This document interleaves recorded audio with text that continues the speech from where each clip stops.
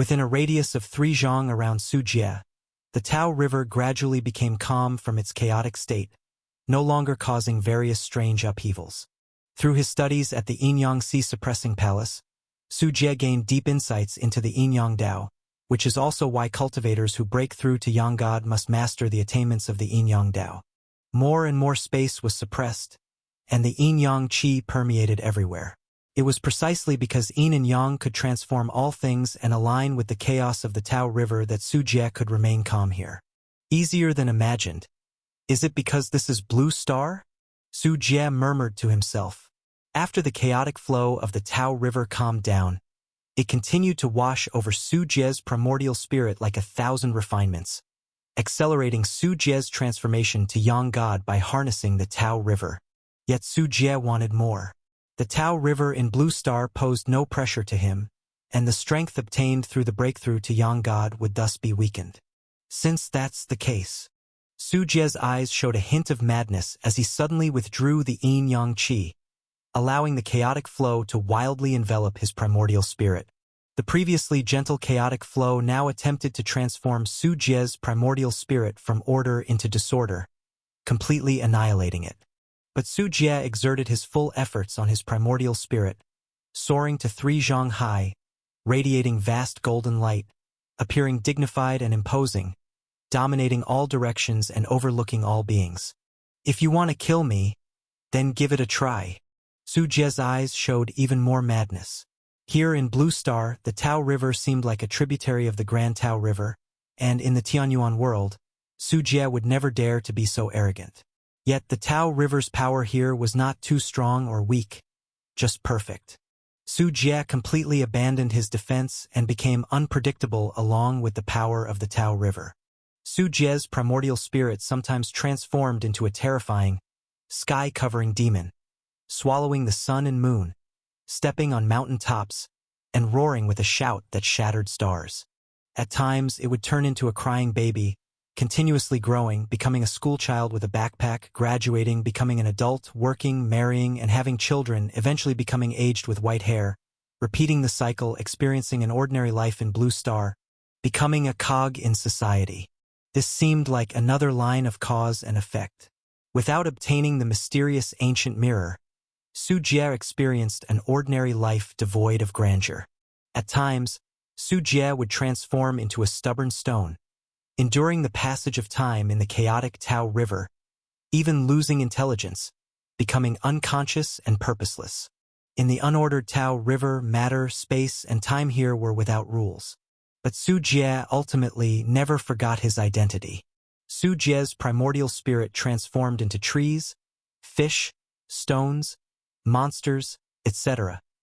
Yet after countless transformations, instead of being assimilated by the chaotic flow of the Tao River, his primordial spirit was refined by the chaotic flow and transformed into a golden armored giant towering up to 100 zhang. This was Sujie's primordial spirit, or rather the Yang God. As a Yangshan, extremely strong and Yang-bound, impervious to evils, like a great sun stabilizing the void, absorbing all heavenly divine energy, with a lifespan of 1,000 years. Sujie's primordial spirit transitioned from Yin to Yang, at this moment looking like a towering human-shaped sun, radiating limitless light and power. Ha ha! This is the Yang God. Sujie's laughter shook the heavens, adorned in golden armor, wielding a divine sword, with sword chi like a dragon, overwhelmingly sharp. With one slash, the surrounding mountains and seas began to boil. Thunder rolled, electric lights surged, as if a majestic vista was torn open by Sujie, and destructive energy pervaded. Roar! The massive commotion from Sujie's breakthrough to Yang God, or perhaps the growth of Sujie's Yang God, caught the attention of certain creatures. Just as Sujie's Yang God had just condensed, a roar echoed. The next moment, a gigantic maw filled with savage fangs appeared beneath Sujie, intending to swallow him whole. Be gone! Sujie raised his brow. His Yang God pointed. The heavens echoed in chorus. The sun, moon, and stars dimmed, and the world changed colors. The emitted supreme Yang Qi, as pure as holy light, pristine and immaculate, diverged the giant maw. The next moment, a colossal figure appeared before Su Jie. Its body consisted of innumerable varieties of textures. Some smooth like mirrors, others coarse like stones, each pattern containing ancient power, with eyes like two deep black holes, glowing faintly. Chaotic creatures. Su Jie raised his head, gazing at the chaotic creature before him. This was a chaotic creature living in the Tao River. Now that Su Jie's Yang God had formed, in a certain sense, Su Jie's primordial spirit also belonged to the category of chaotic creatures, though the weakest tier. Didn't expect to see you here on Blue Star. Facing this chaotic creature head-on, even Su Jie's Yang God trembled slightly. The chaotic creature before him was thousands or millions of times smaller than those Su Jie once observed through the mysterious ancient mirror in the Tao River of the Tianyuan world. Hardly a hatchling, it was just an embryo. This was mostly because Blue Star's heavenly Tao is merely a weak direct tributary of the true Tao River. In the Grand River, real big fish wouldn't appear here. Only some small fish and shrimp lived and grew until entering the Real River. Yet even though the chaotic creature here could only be considered a seedling, the level of life was apparent, posing a strong threat to Su Jie's heart. Roar! With a gust of wild wind, the chaotic creature slowly lifted its mountain-like head, and the airflow from its nostrils, coupled with thunderous roars, launched another attack towards Su Jie. As the chaotic creature moved, the space around Su Jie seemed locked, unable to move or escape, merely watching the giant maw looming closer, ready to devour him. But right then, Su Jie also let out a roar, transforming into his actual battle form. The body of the golden-armored god twisted, turning into a giant as imposing as a mountain, bearing wings, with no arms or legs, resembling a rolling round lump of flesh, with a swirling facial structure in the center, and a singular gold upright eye that was eerie and terrifying. This is Su Jie's Chaos Dharma, which is Su Jie's Yang God's true battle mode. Once the Chaos Dharma emerged, with the singular eye flickering, dazzling radiance tore through the heavens and earth, penetrating the chaotic creature's body, nearly cleaving it. Though the chaotic creature lacked blood, its body was not bound by flesh and material, but Su Jie's attack at the level of a chaotic creature harmed its chaos body, disintegrating its orderly body into a disordered state. The torn body's wound was engulfed by chaotic flow, fragmenting it nearly to dust. Arg! The chaotic creature howled, glaring at Su Jie with fierce light. So you think you can bite? Yet Su Jie remained unfazed. As the mountainous chaos Dharma instantly appeared before it, the Dharma wielded heaven and earth power, its swirling face resembling a boundless black hole that devoured the chaotic creature's body, showing hints of fear. The chaotic creature realized Su Jie's strength and knew it had hit a steel board, scrambling to escape. Su Jie sneered, and the single eye of the Chaos Dharma kept emitting divine light, devouring all directions, unstoppable, causing the sky to quake. The chaotic creature's body displayed more and more wounds. In contrast, the divine power of Chaos Dharma grew increasingly intense, with continuous attacks reinforcing its strength, growing more accustomed to the attack mode of the Tao River. Due to the disorder of time, space, and matter, each attack wielded tremendous might, with destruction greater than reality, as if casually destroying the world. The chaotic creature before Su Jie was utterly overwhelmed, with its body accumulating more injuries. In front of the 9-layered palace, Luo Yuqing and his team didn't know that by broadcasting their actions to billions of viewers worldwide through their cameras, they were actually creating a god on Blue Star, an unprecedented deity. Can we enter this place? Luo Yuqing stared at the 9-layered palace ahead without being rash and instead looked at the genetic warrior beside him. The genetic warrior frowned, shook his head and said, "It's very dangerous inside. I don't have any confidence. If we act recklessly, it's very likely everyone will die here." Upon hearing this, many experts showed disappointed expressions. They didn't think the genetic warrior was lying. Even some spirit roots could emit terrifying high-voltage electricity, let alone this 9-layered palace before them. Claiming there's no danger inside is something they wouldn't believe. However, I can try to see if we can get some things. You all should move back a bit first. The genetic warrior pondered for a moment, weighing the team's safety, and decided to take a risk. If things go wrong, retreat first. Luo Yuqing cautioned a few words, then led the others in retreat. The prepared genetic warrior took a deep breath. The biological armor on his arm extended and transformed into a thin whip, controlled by the genetic warrior, and swung towards the 9-layered palace. Everyone held their breath, nervously watching the actions of the genetic warrior. The whip extended long, under the precise control of the genetic warrior. The tip coiled around a Dan bottle inside the palace. With the genetic warrior exerting force, the Dan bottle was immediately pulled out, and seeing this, everyone was ecstatic. But their joy lasted not even 2 seconds before they saw those weapons seemingly used as decorations on the walls of the 9-layered palace buzzing with vibration. These weapons were magic artifact level, trophies from Su Jie in Tianyuan World, but Su Jie no longer valued this level. He had plenty in store. Among them, a flying sword transformed into a stream of light, swiftly rushing through the air. This was a low-grade magic tool, far less powerful than the magic treasure-level flying sword encountered by the beautiful country team previously at the Willow Tree. But the level of threat was equally high. The sword light was like a silver waterfall, hanging upside down in the sky, causing the genetic warrior a deadly sense of crisis, his hair standing on end. Without hesitation, the genetic warrior quickly retreated, but the flying sword was too fast. In an instant, the flying sword came close, and the genetic warrior seized the moment, leaping up, narrowly avoiding the edge of the incoming sword. In front of the genetic warrior, a whole row of dozens of trees fell neatly. The Dan bottle stolen by the genetic warrior also dropped to the ground, shattering. Swish! The flying sword, adjusting its direction, seems to have lost its desire to attack due to the Dan bottle's shattering, transforming into a stream of light, flying back into the 9-layered palace. Inside the shattered Dan bottle, a wholly smooth and stunningly brilliant treasure pill slowly rose in suspension, a rich Dan fragrance floating with it, the surrounding vegetation germinating and sprouting branches, wildly growing. Within the Jekka group team, astonishing changes occurred. Many of the older experts and scholars had chronic diseases, but now, merely inhaling the Dan fragrance of this treasure pill, their chronic illnesses began to miraculously heal, even their gray hair visibly turning black. My nose is clear. I've had sinusitis for 35 years, and I've never breathed so freely in my life. Me too. The knee joint is aching due to rheumatism, and now there's no pain at all. Unbelievable. My skin disease eczema completely disappeared.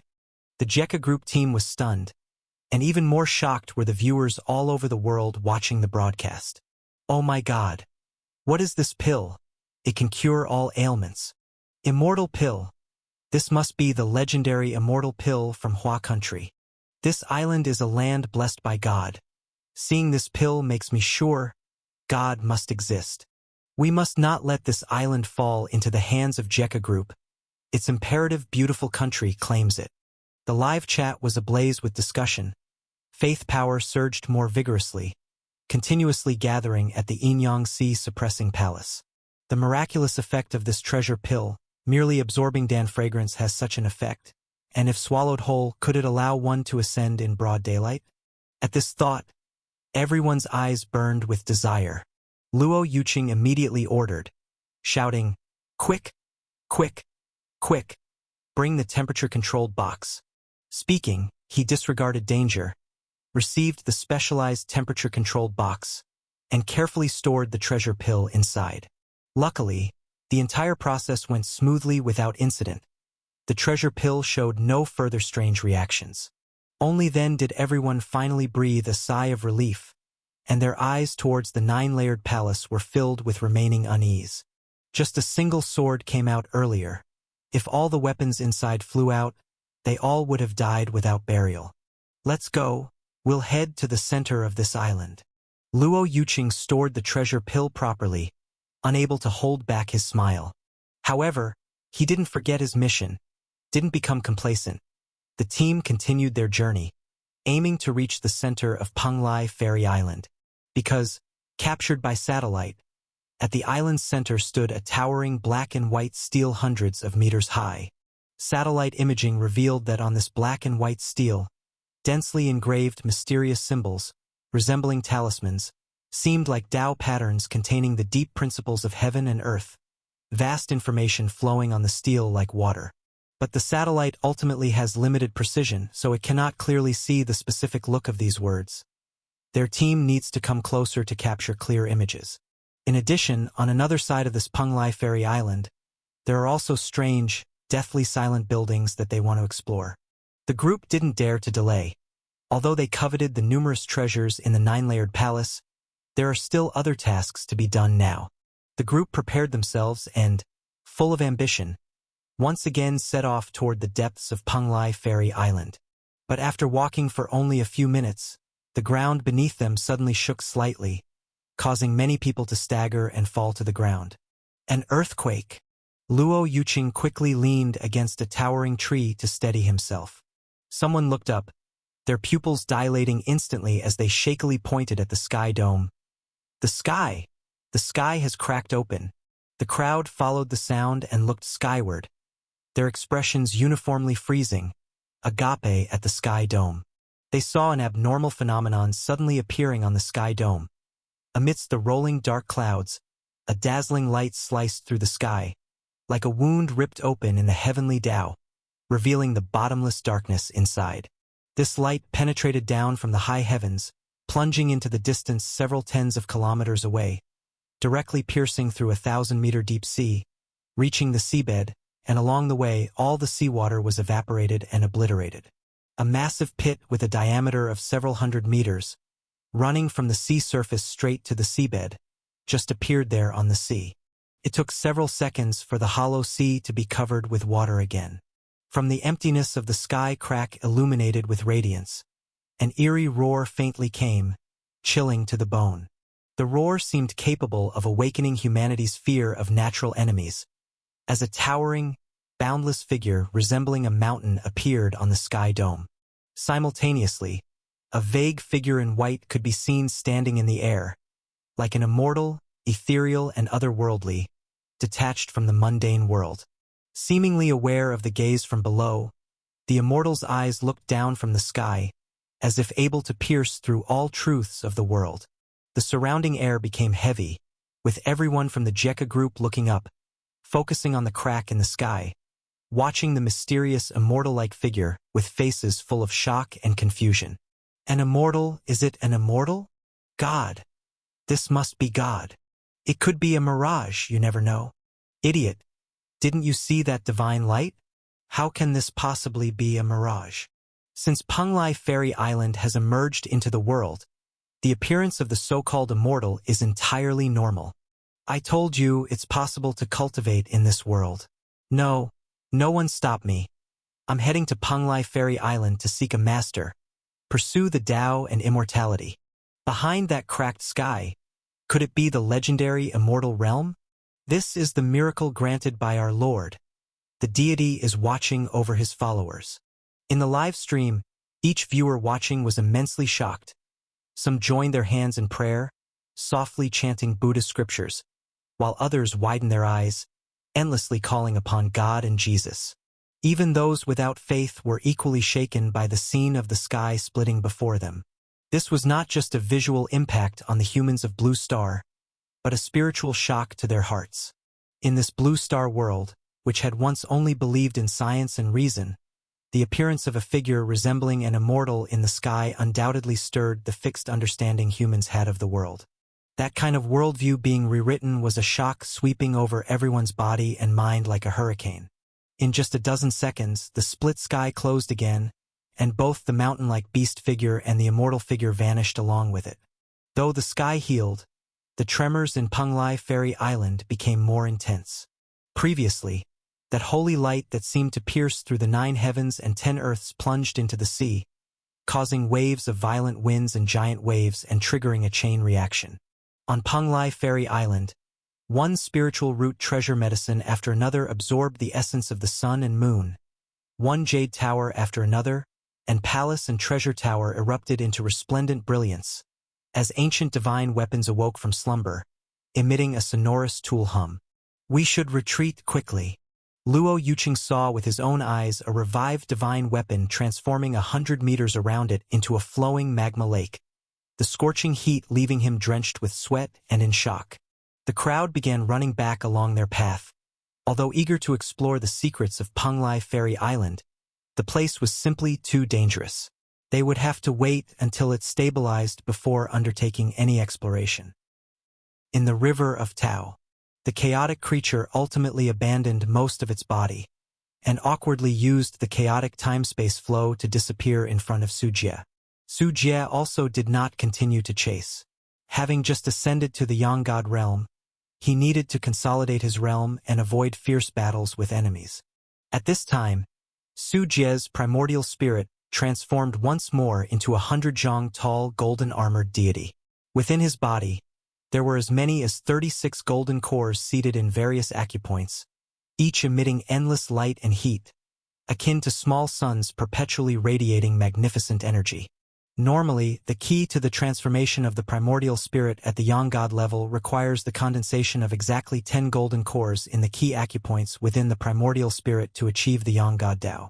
But now, having just broken through to the Yang God realm, Su Jie had a staggering 36 golden cores within him, more than 3 times that of others. This can only be attributed to the environment of the River of Tao here on Blue Star, coupled with the pure spiritual energy provided by vast amounts of faith power, and Su Jie's own primordial spirit strength that created such a powerful Yang God. This newly ascended Yang God was already completely on par with, if not superior to, the established Purple Mansion realm cultivators. The Yang God is achieved. Now the Purple Mansion realm poses no obstacle to me. Su Jie curled his lips. Others usually practice to the Purple Mansion realm first, and then refine their Yang God. In Su Jie's case, it was the opposite. The Yang God was cultivated at the Taoist platform realm, a feat many times more difficult. In the Tianyuan world, it would leave countless genius cultivators astounded. With a thought, Su Jie's primordial spirit left the River of Tao. Upon his return, Su Jie immediately noticed that within a short time, the Yin-Yang Sea suppressing palace had accumulated a large amount of faith power once more. It was evident that the divine light piercing the present world during his chase of the chaotic creature had generated another wave of worshipful emotions. The primordial spirit flew back to the physical body. In the next moment, spiritual power surged violently throughout Su Jie's body. The soul and physical body are complementary. A strong physical body can strengthen the soul, and the soul's elevation can further enhance the physical body. Having now achieved the Yang God realm, Su Jie's physical body also received significant feedback. Su Jie decisively took out top-grade spirit stones and a 9-grade sacred lotus from his storage bag to prepare for a breakthrough in his cultivation realm. A top-grade spirit stone worth over 1,000 spirit stones was drained in less than a breath in front of Su Jie, turning to powder that dispersed in the wind. Inside Su Jie's body, it seemed like a great solar furnace, absorbing spiritual energy like an ocean, forming a funnel-shaped cloud of spiritual energy centered around Su Jie above the Yin-Yang Sea suppressing palace. The leaves of the 9-grade sacred lotus placed before him swayed, with the Tao heavenly sound resonating with a hum, increasing Su Jie's comprehension of cultivation and enhancing his understanding. Su Jie's 7 orifices simultaneously emitted thousands of radiant lights, his eyes seemingly transforming into stars, captivating and dazzling. With the feedback of the Yang God and the absorption of the top-grade spirit stones, Su Jie's cultivation rapidly soared. From the original 4th level of the Tao platform realm, within just over an hour, Su Jie broke through to the 5th level of the Tao platform realm. After a few more hours, Su Jie directly pushed forward, breaking through to the 6th level of the Tao platform realm. It was not until this point that Su Jie's cultivation truly stabilized. One could say the Yang God realm, the enhancement to the physical body was substantial. Having experienced the development of the Yang God in the River of Tao, through his insights into his own path, Su Jie's spiritual realm far exceeded his current cultivation, and he already glimpsed the path to the Purple Mansion realm. The 6th level of the Tao platform realm, done. Su Jie slowly opened his eyes, An invisible pressure blanketed the surroundings as if everything had stilled. Just one last step to the peak of the Dao platform realm. Almost there. Su Jie smiled with a curved lip. Having passed through the first 6 levels of the Dao platform realm, Su Jie had done so remarkably in merely a few years. It could be said, as Su Jie's influence over Blue Star deepened, the resources he extracted and acquired from Blue Star grew exponentially. With nightmare parks all over Southeast Asia, livestock farms, insect breeding grounds, and blood procured from all over the world, countless people were directly or indirectly working for Su Jie. It was the resources provided by tens of billions of humans on Blue Star that allowed Su Jie to continue advancing his cultivation at an unusual pace, in contrast to the usual slowdown expected upon entering the Dao platform realm. Now Su Jie is about to stand at the peak of the Dao platform realm, his strength refined by the Yang God, undeniably saying enough to reign supreme at the Dao platform realm, while Su Jie was focused on cultivation, consolidating his elevated realm.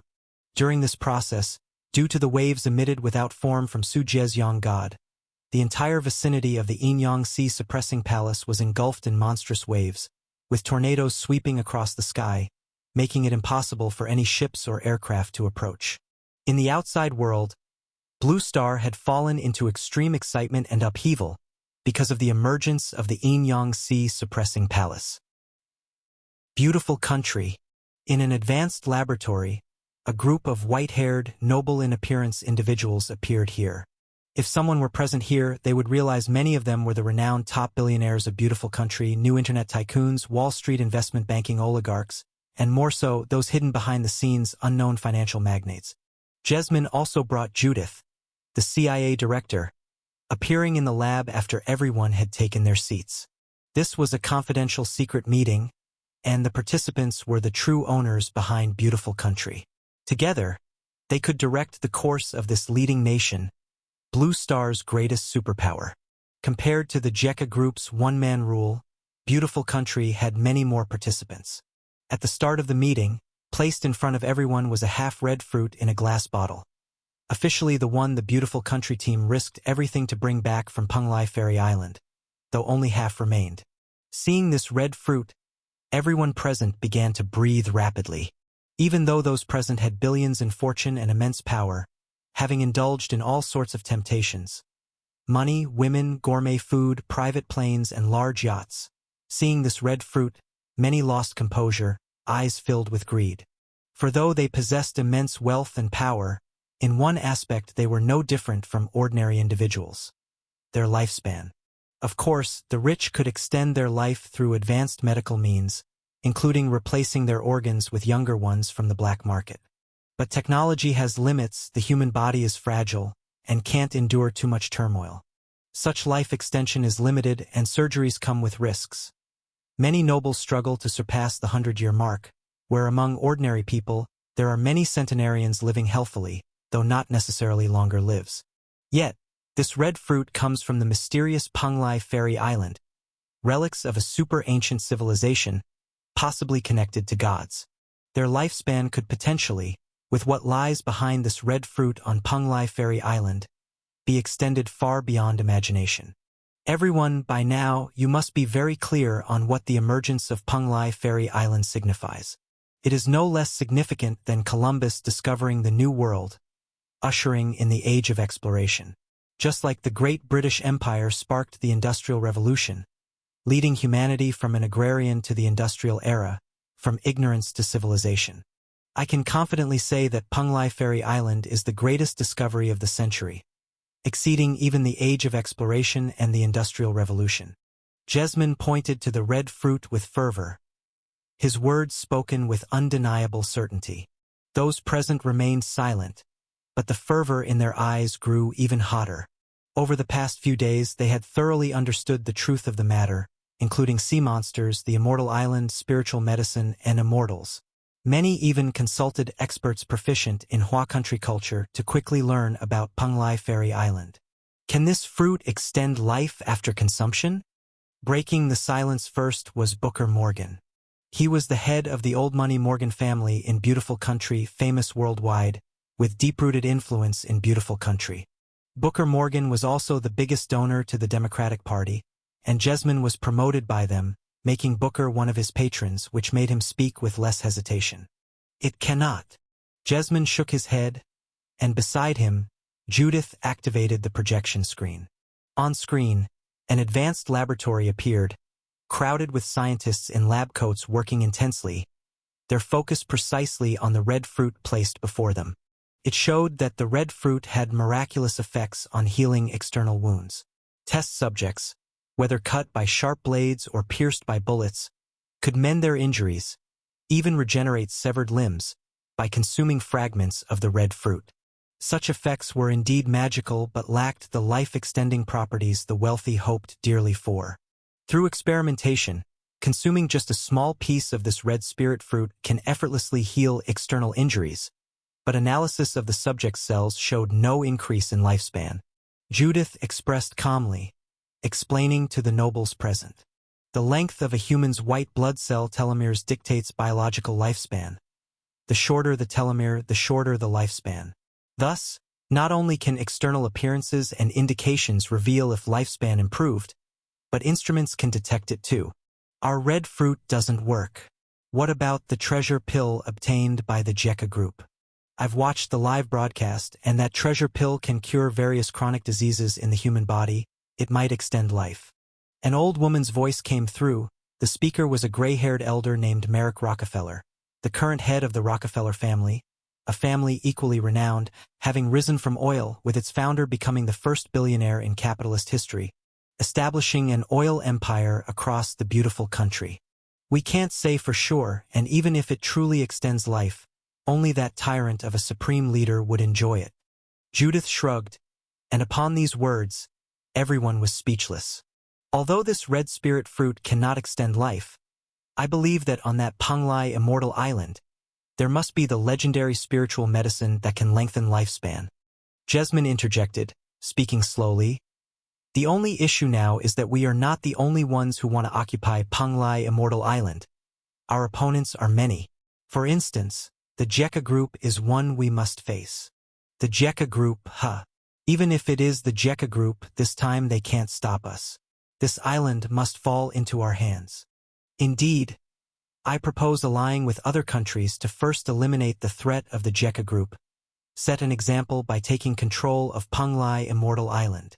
This archenemy, the Jekka Group, has repeatedly opposed us, and now seeing the super-ancient civilization relics, they come to compete as if we fear them. The scene immediately erupted with clamoring voices.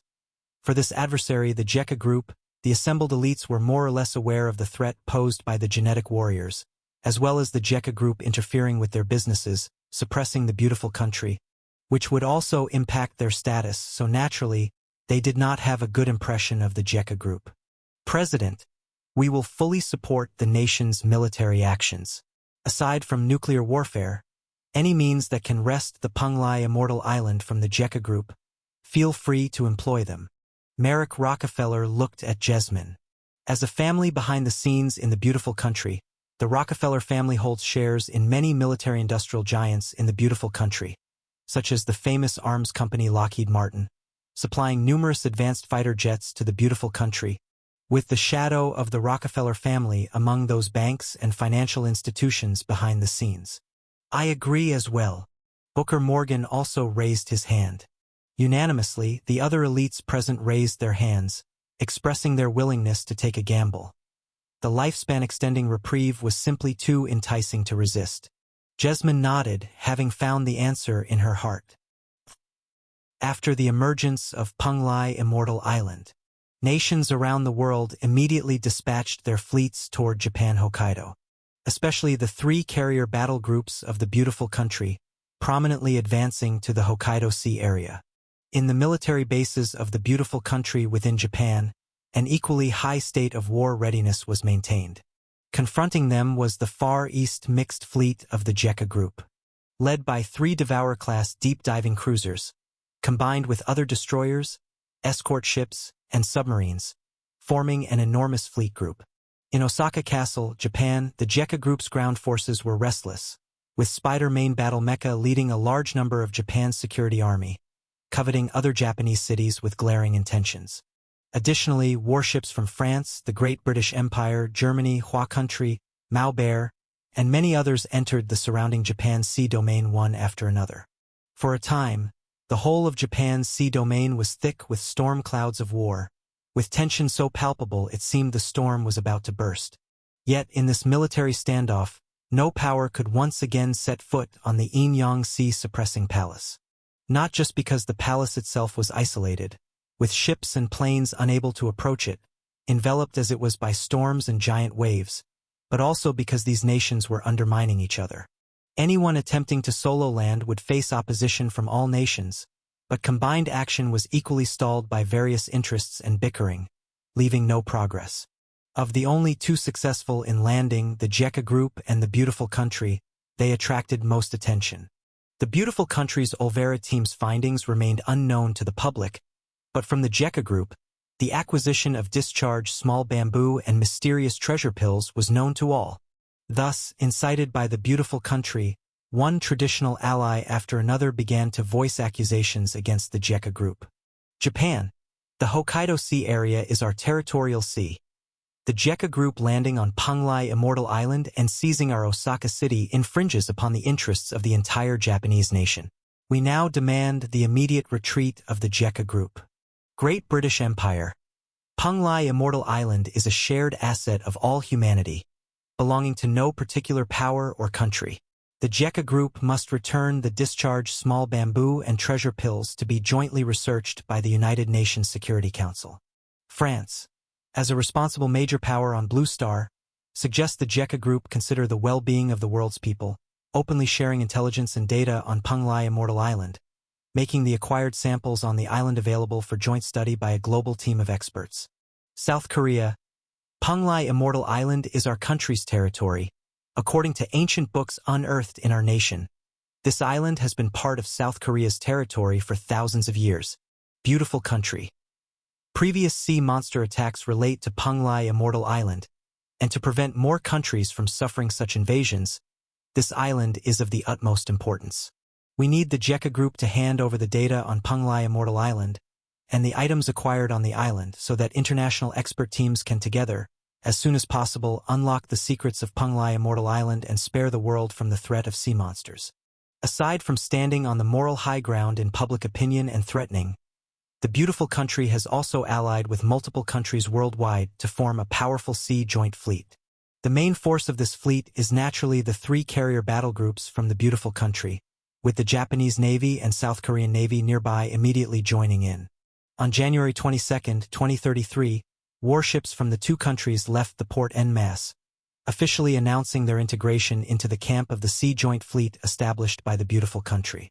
The next day, on January 23, the Great British Empire announced its entry into the Sea Joint Fleet, with the Elizabeth-class aircraft carrier carrying 18 F-35B fighter jets, accompanied by a group of destroyers and escort ships, joining forces with the carrier battle groups of the Beautiful Country. In the following days, France, Germany, Canada, Australia, and other allies of the Beautiful Country also joined one after another. The entire Sea Joint Fleet appeared mighty and imposing, with a splendid lineup. The Beautiful Country, by uniting with its allies, centered on Japan, combined Okinawa, Guam, and Hawaii as the outer circle. The Beautiful Country alone assembled over 300 warships, armed with hundreds of carrier-based aircraft and multiple aircraft carriers. Secretly, the Beautiful Country had promised these allies that as long as they could drive away the largest threat, the Jekka Group, they would share the benefits of Panglai Ferry Island with them. This is why these allies are willing to follow the Beautiful Country into the muddy waters, flaunting their power before the Jekka Group. Without the Beautiful Country's backing, they wouldn't dare. As time advanced into February, to further showcase its might and deter the Jekka Group, the Beautiful Country further mobilized its military power. In the north, the Eisenhower Carrier Battle Group from the Beautiful Country, along with the Great British Empire's Elizabeth-class aircraft carrier, loitered near the sea area of the Bering Strait. In the east, the Roosevelt and Reagan Carrier Battle Groups from the Beautiful Country, accompanied by warships from Japan and South Korea, swaggered into the face of the Jekka Group's Far East Mixed Fleet, confronting it across Panglai Island. The largest San Diego Loma Point naval base of the beautiful country has 2 additional Nimitz-class carrier battle groups in full readiness, prepared to enter the Pacific Ocean at any time and rush to the battlefield. The Air Force bases located in the beautiful countries Guam and Hawaii also see a daily full-capacity takeoff of numerous fighter jets patrolling the skies, ready to provide the fastest reinforcement in case of conflict. The mobilization capability of the beautiful country is extraordinarily powerful, with 3 Nimitz-class carriers, the Great British Empire's Elizabeth-class carrier, Japan's 4 helicopter carriers, and South Korea's 2 amphibious assault ships. The airborne strike power alone constitutes a terrifying force that strikes fear into one's heart and soul. Not to mention the numerous combat warships with many NATO member countries, non-NATO member countries, the Gulf Cooperation Council, and other nations and powers, all under the union of the beautiful country, joining this so-called Sea Joint Fleet. Because they have seen significant potential benefits, this Punglai Ferry Island is rumored to hold secrets related to longevity. The elites holding power in various countries are naturally extremely eager, willing to take the risk, even if the adversary is the militarily formidable JECA Group. After all, JECA Group is known for monopolizing benefits. While the beautiful country distributes some leftovers to allies, JECA Group prefers consuming everything thoroughly. Just look at the territory JECA Group now controls, all acquired through conquest. The Sea Joint Fleet led by the beautiful country came menacingly, treating JECA Group as its biggest competitor. However, the JECA Group did not cower. Not only did the Far East Mixed Fleet stand firm, but additionally, 2 Devourer-class deep-diving cruisers, along with numerous warships, headed north to enhance the strength of the Far East Mixed Fleet. The global situation was thereby stirred, making Japan's sea domain a powder keg. With the emergence of Punglai Ferry Island, the Blue Star situation completely unraveled, with both sides deploying troops. The beautiful country seems intent on bringing in a large group of allies to gang up on the JECA Group, seemingly wanting to show the JECA Group who the real master of the Blue Star is, warning the JECA Group not to think about competing for the leadership of Punglai Ferry Island. JECA Group Headquarters Building. As the military standoff in Japan's sea domain became increasingly tense, the headquarters building under the JECA Group also became very busy. Despite the hustle and bustle, Lu Yingying still found time to meet with the expert Professor Luo Yuqing in the headquarters building. "Professor Luo, please have a seat." Lu Yingying smiled and nodded to Luo Yuqing, displaying a personable demeanor towards these experts and scholars. "Secretary Lu, here is our research data on the electric bamboo and the treasure pill." Luo Yuqing dared not be negligent.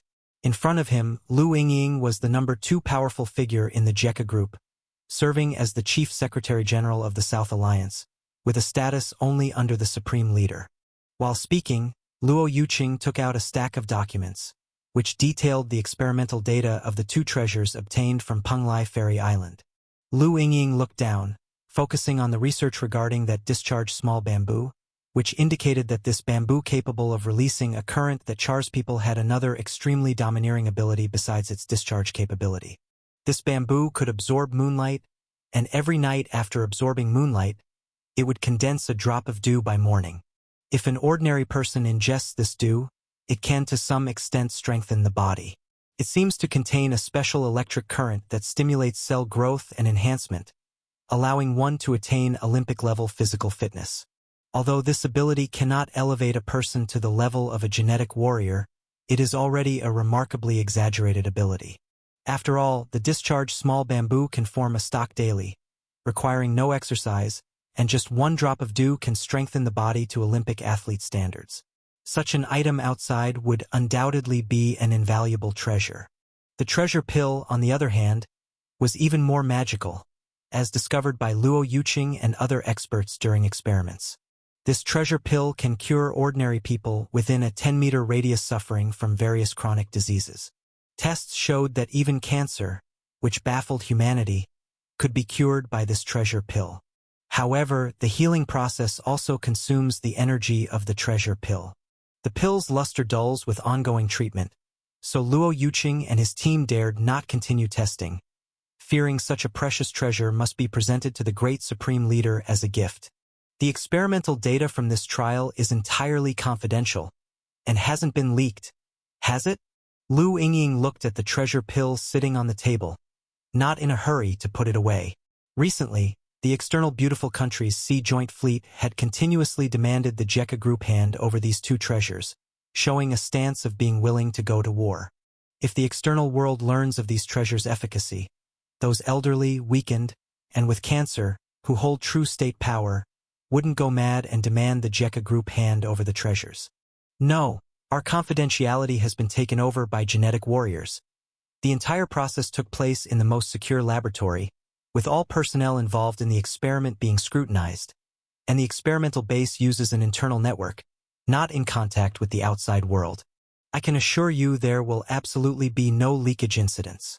Luo Yuqing replied without hesitation, understanding the seriousness of the matter. Lu Yingying waved her hand. Don't be nervous. I'm not doubting anything.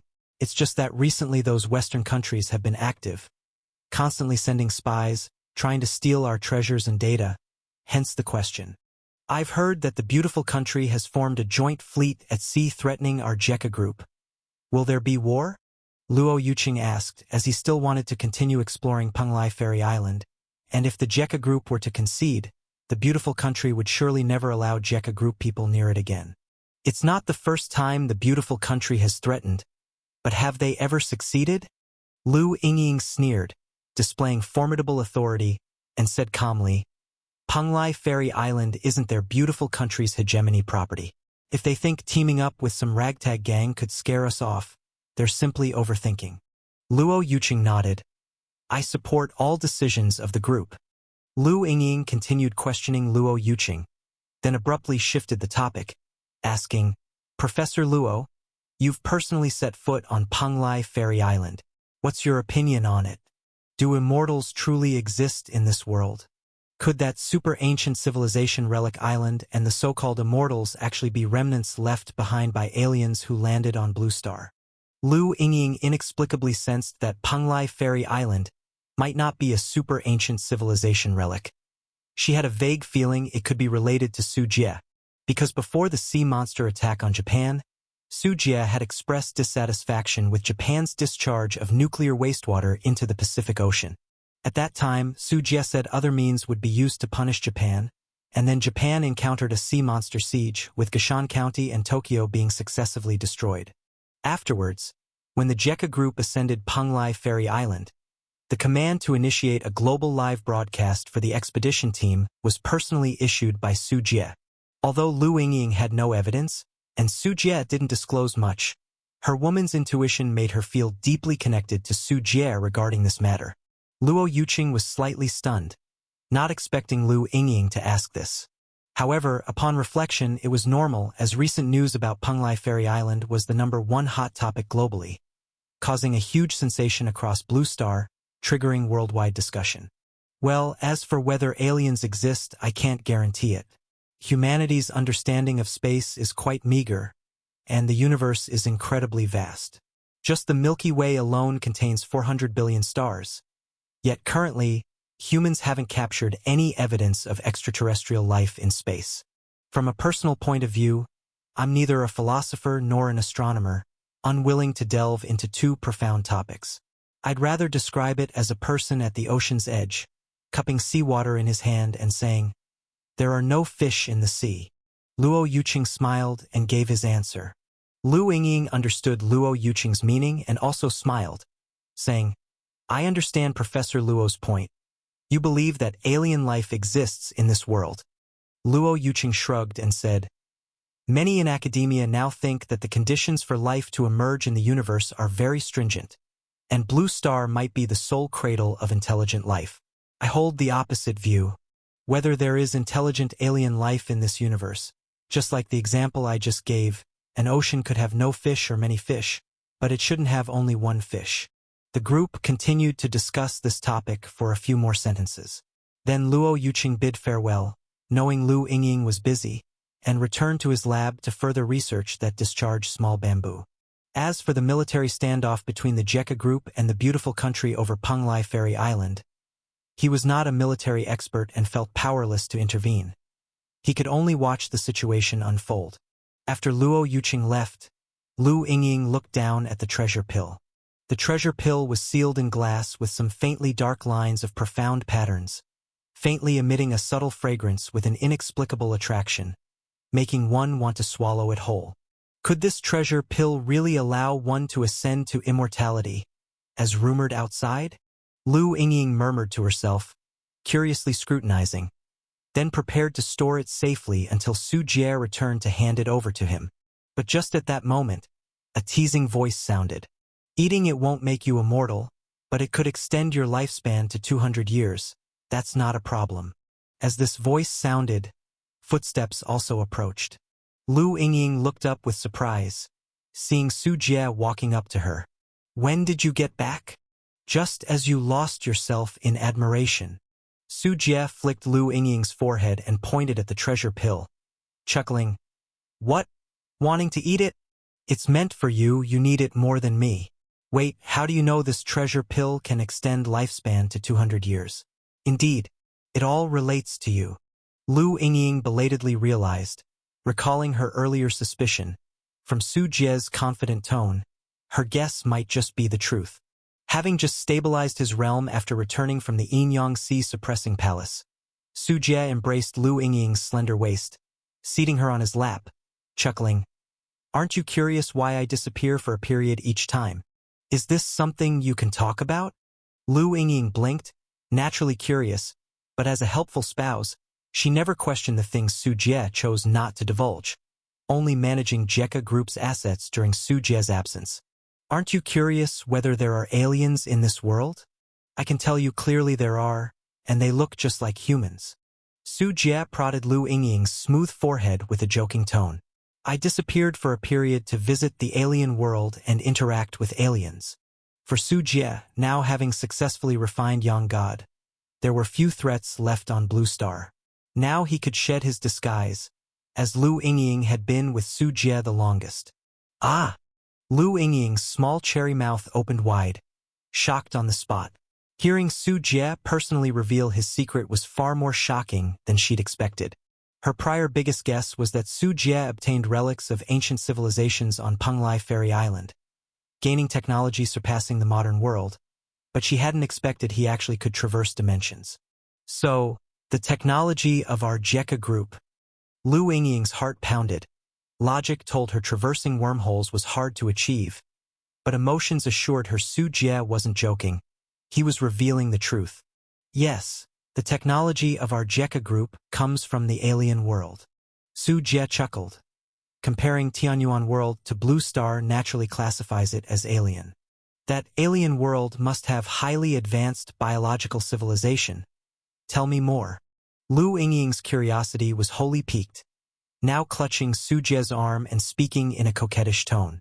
No, it's an even more magical and splendid world, beyond what you can imagine.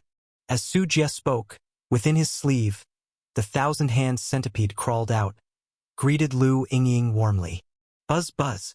However, this friendliness from the thousand-hand centipede startled Lu Yingying a bit. And? Centipede. Such a large centipede.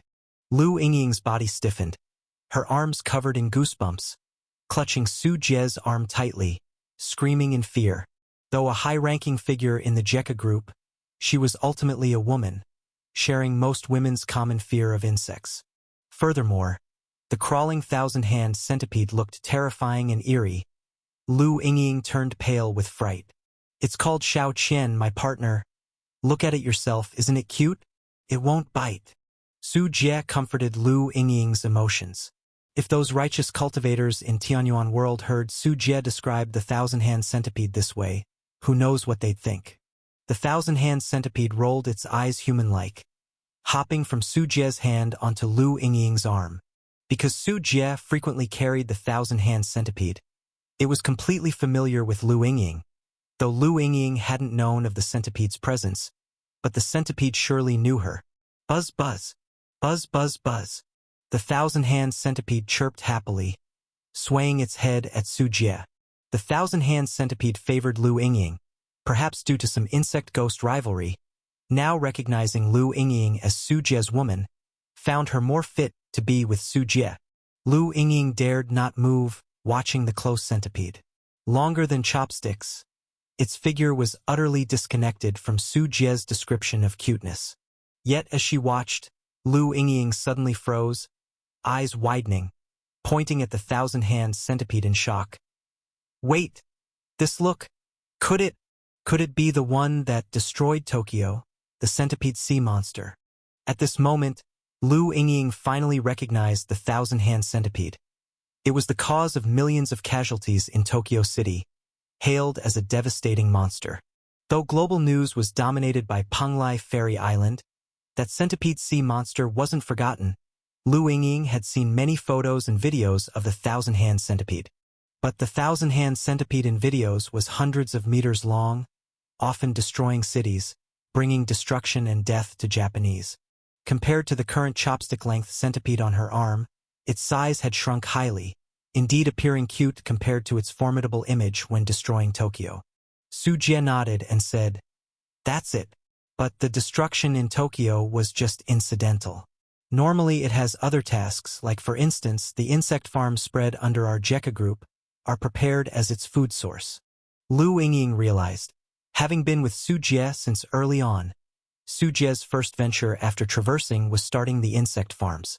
Now, seeing the thousand-hand centipede, everything explained itself. Su Jie was raising so many insects to feed this enormous, apocalyptic bug. Seeing the shocked expression on Lu Yingying's face, Su Jie smiled slightly and led her to the balcony. From this high vantage point, they could overlook the vast complex of buildings and the streams of traffic in Monde City. Lu Yingying didn't yet understand Su Jie's intention and heard him suddenly chuckle, "Hold on tight." The next second, Lu Yingying felt a sudden weightlessness, as if she were riding on a cloud. The intense feeling of losing gravity made her scream uncontrollably. Su Jie transformed into a red stream of light, wrapping Lu Yingying, swiftly ascending into the blue sky at supersonic speed, unimaginable to those below. By the time Lu Yingying realized it, she found herself over 10,000 meters above the ground. The clouds appeared like giant wool blankets, fluffy and thick, resembling an endless sea of clouds rising and falling like waves, sometimes piled up like mountains, sometimes flat as a mirror. I'm going to fall." Lu Yingying closed her eyes tightly in fear, clinging to Su Jie's arm with a death grip, her screams continuous. Su Jie tapped Lu Yingying on the forehead, saying, "Don't be afraid. Open your eyes and take a look. The view here is quite nice." Lu Yingying opened her eyes shakily to see herself standing on a red cloud, heavy as the earth with a very stable footing. Lu Yingying's bright eyes widened as she tried stamping her foot. Her foot could sink 3 inches into the cloud, only to be firmly supported. Looking down over the edge of the red cloud, she could occasionally see, through the thin mist, the tiny city buildings, mountains, and rivers below. This. Lu Yingying glanced at Su Jie, then looked down at the red cloud beneath her feet, her head spinning from the barrage of explosive information she had just encountered. What is going on? Is this also alien technology? It's just like an immortal riding on a cloud. Lu Yingying's heart pounded violently, her mouth dry. Well, I am indeed cultivating. In ancient times, I would surely have been regarded as a true immortal walking the earth, Su Jie said with a smile. As a 6th realm of Taoist platform master, Su Jie's abilities were comparable to the gods of Blue Star's legends, though those gods were fictional, while Su Jie was real. Su Jie was the only transcendent on Blue Star. As for whether there was a second transcendent, Su Jie had long used divine sense to probe the Earth's surface of Blue Star. In such a spiritless environment, the conditions to nurture transcendence didn't exist, and all the myths and divine records were ultimately fabrications by predecessors. Cultivation. Hearing Su Jie's self-introduction, Lu Yingying couldn't believe it. It was even more outrageous than aliens. What? Doesn't my ability seem like cultivation? Su Jie raised an eyebrow and pushed forward with his palm. Boom! In front, the sea of clouds churned.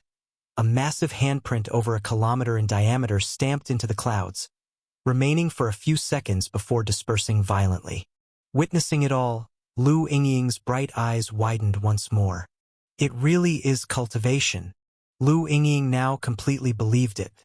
Such a direct way of demonstrating matched her imagination of a cultivator. How is it? Are my skills decent? Could it be that the immortal illusion that appeared during the Penglai Fairy Island livestream was actually you there? Lu Yingying, putting all the clues together, realized for the first time that her man had such a significant background. Isn't it grand to have an immortal husband? With a mischievous smile, Su Jie caressed Lu Yingying's skin, sending her face redder with blush. Lu Yingying stared at Su Jie. Indeed, knowing Su Jie's status now, the air of mystery around him made her even more fascinated. You little fool, you're drooling. Su Jie pinched Lu Yingying's cheek, causing it to turn crimson. Who is drooling? Stop talking nonsense. Lu Yingying retorted, not wanting Su Jie to make fun of her. Hee. Come, let me take a good look. In such a splendid environment and atmosphere, let you experience the wonder of an immortal's body. Ah, not here, it's too windy. Isn't that more exciting? Ugh, you're so bad. After a wild fling, experiencing a rapid journey at 10,000 meters high, Su Jie sat leisurely, crossed one leg over the other, with Lu Yingying, face flushed, enjoying the aftermath beside him. By the way, why is your cloud riding red? It looks like blood and is a little creepy. Aren't the clouds in dramas always white? Adjusting her attire, Lu Yingying asked curiously. Everyone's flying style is different. This red cloud is custom-made, very rare. Su Jie shrugged. This so-called cloud riding was just a small technique of the Blood Sea Devouring Sky Demon skill. Since cultivating it to the 9th layer, Su Jie's mastery had reached an incredible level, far surpassing the cultivators in the Blood Demon Cave of Tianyuan World. Transforming into a vast blood sea, a simple cloud ride was nothing unusual. I see. Unaware of the truth, Lu Yingying assumed it to be true. So, do you want to learn? Su Jie smiled, asking. Can I learn too? Lu Yingying pointed to herself, emotions mixed between eagerness and nervousness. Being of Hua country origin, Lu Yingying naturally understood the high value of cultivation. Having already reached the pinnacle of power for a woman, who wouldn't be tempted to become a cultivator capable of flying and traversing the land? Who do you think I am? Your husband is at least capable of this much. Su Jie laughed heartily. Lu Yingying didn't have much talent for cultivation, but with Su Jie's resources at his level, he could easily cultivate a cultivator, although it wasn't as cost-effective as cultivating those with inherent talent. But considering Lu Yingying's relationship with Su Jie's wealth could easily support his own woman. As they spoke, Red Cloud had already brought Su Jie and Lu Yingying over a vast ocean. Ahead was a raging chaotic tornado storm, with turbulent waves below, concealing a massive island within. Penglai Fairy Island. Lu Yingying immediately recognized this immortal island recently stirring global geopolitics. Su Jie formed a spell and then dashed into the storm, landing on the Yin-Yang Ocean Tranquility Palace. Outside the Yin-Yang Ocean Tranquility Palace, the storm raged and waves roared, but inside, the palace was remarkably unaffected. It remained peaceful and unruffled, with morning and evening glows enveloping the island, lush ancient trees soaring to the sky, and thick vines like giant pythons entwining. One by one, Spirit Root treasure medicines released spiritual powers brilliance, while jade towers dotted the island. Numerous magic artifacts were arranged inside, their brilliance filling the sky and exuding a terrifying aura. How magical! Did you build this island too? Lu Yingying's little mouth opened slightly as she landed with Su Jie, immediately spotting a Ganoderma with little feet and an umbrella-like top glowing with a jade-like luster and a faint fragrance. Upon seeing strangers, it quickly ran off, darting into the bushes. Just as Su Jie was about to speak, the thousand-hand centipede emerged from his sleeve, waving its antennae. Buzzing. The sound of the thousand-hand centipede was loud. Seeing this, Su Jie said with a wry smile, to be precise, this wonder, the Yin-Yang Ocean Tranquility Palace, was built by Shao Qian. It deserves the most credit. The thousand-hand centipede listened and nodded frequently. It had been utterly exhausted to build this wonder. Lu Yingying found it hard to comprehend that a centipede could construct such a massive island, which exceeded her imagination. Her impression of the thousand-hand centipede was still stuck at the destruction of Tokyo, a super-metropolis with millions of people obliterated.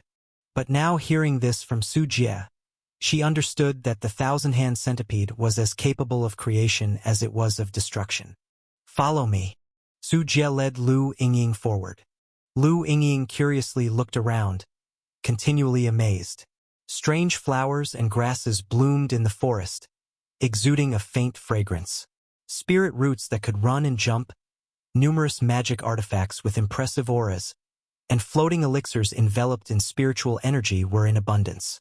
Previously, the cherished discharge small bamboo and treasure pills of the Jekka group were all over the Yin-Yang Ocean Tranquility Palace, alongside many more precious treasures. At the central array spirit steel of the Yin-Yang Ocean Tranquility Palace, Su Jie took out a 9-grade sacred lotus and then many spirit stones, enough to make those Ghost Ridge Palace disciples envious and jealous. Then Su Jie patted his storage bag, extracting a pile of cultivation manuals. Not only did he have the Ghost Ridge Palace's collection, but also cultivation techniques from various righteous sections. These were all Su Jie's spoils of war, piled high like a small mountain. So many. Lu Yingying was dazzled. These manuals were all annotated by Su Jie, including Flipping River and Sea Decision, Mystic Jade Splitting Sky Technique, Fanteon Divine Skill, Purple Cloud Sky Sword, Goyuan Heart Method, and so on. You can choose any cultivation technique here according to your preference, but I personally recommend this one.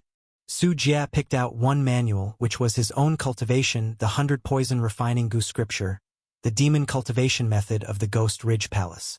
But upon learning that this technique involved dealing with insects, Lu Yingying's scalp tingled, and she resolutely refused to learn it.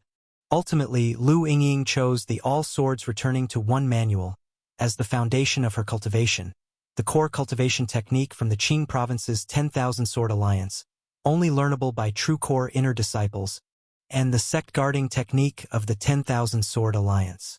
However, the 10,000 Sword Alliance, once Qing Province's second major sect, had long perished under Su Jie's maneuvers, and this cultivation technique fell into Su Jie's hands. As for swordsmanship, Su Jie was quite knowledgeable, enough to guide Lu Yingying, a newbie novice in cultivation. Under Su Jie's guidance, with the 9-grade Sacred Lotus providing insights and an unlimited supply of cultivation resources, Lu Yingying spent a week and eventually succeeded in unblocking her body's acupoints and meridians, feeling the flow of spiritual power within her, becoming a first-level Yunling realm little cultivator. In the past, Su Jie didn't have such favorable conditions as Lu Yingying. His start on the path of cultivation was particularly arduous, having to catch insects in Insect Valley daily to make a living. "Wow! I've done it! I'm an immortal!" Lu Yingying jumped up from the ground, jumping a full 3 meters high, far exceeding the Blue Star human limit. She activated the All Swords Returning to One manual, wielding a flying sword magic artifact gifted by Su Jie. Though unable to control sword control, she suddenly slashed forward with the sword. A green arc of sword chi flew several meters out, carving a half-foot deep sword mark into the ground. This level, in the first-level Yunling realm little cultivators, was already quite remarkable. On the one hand, the cultivation of All Swords Returning to One manual was impressive in Lu Yingying's hand, and the flying sword she wielded was an authentic low-grade magical treasure. The power Lu Yingying now demonstrated could barely be said to unleash 1/10,000th of this magic treasure flying sword's potential. If in the Tianyuan world, seeing Lu Yingying as a first-level Yunling realm little cultivator, using magical treasures unaffordable to most secret realm cultivators would be astounding. However, Lu Yingying was extremely satisfied with her performance. With her hands on her hips, she felt she was now incredibly strong. "Su Jie, did you see that?" Lu Yingying eagerly sought to share her joy with Su Jie, only to find Su Jie standing on a dirt hill, gazing into the distance. "What's so interesting over there?" Before her eyes, water vapor gathered, transforming into a water-mirrored surface, showing a massive fleet navigating the vast blue ocean.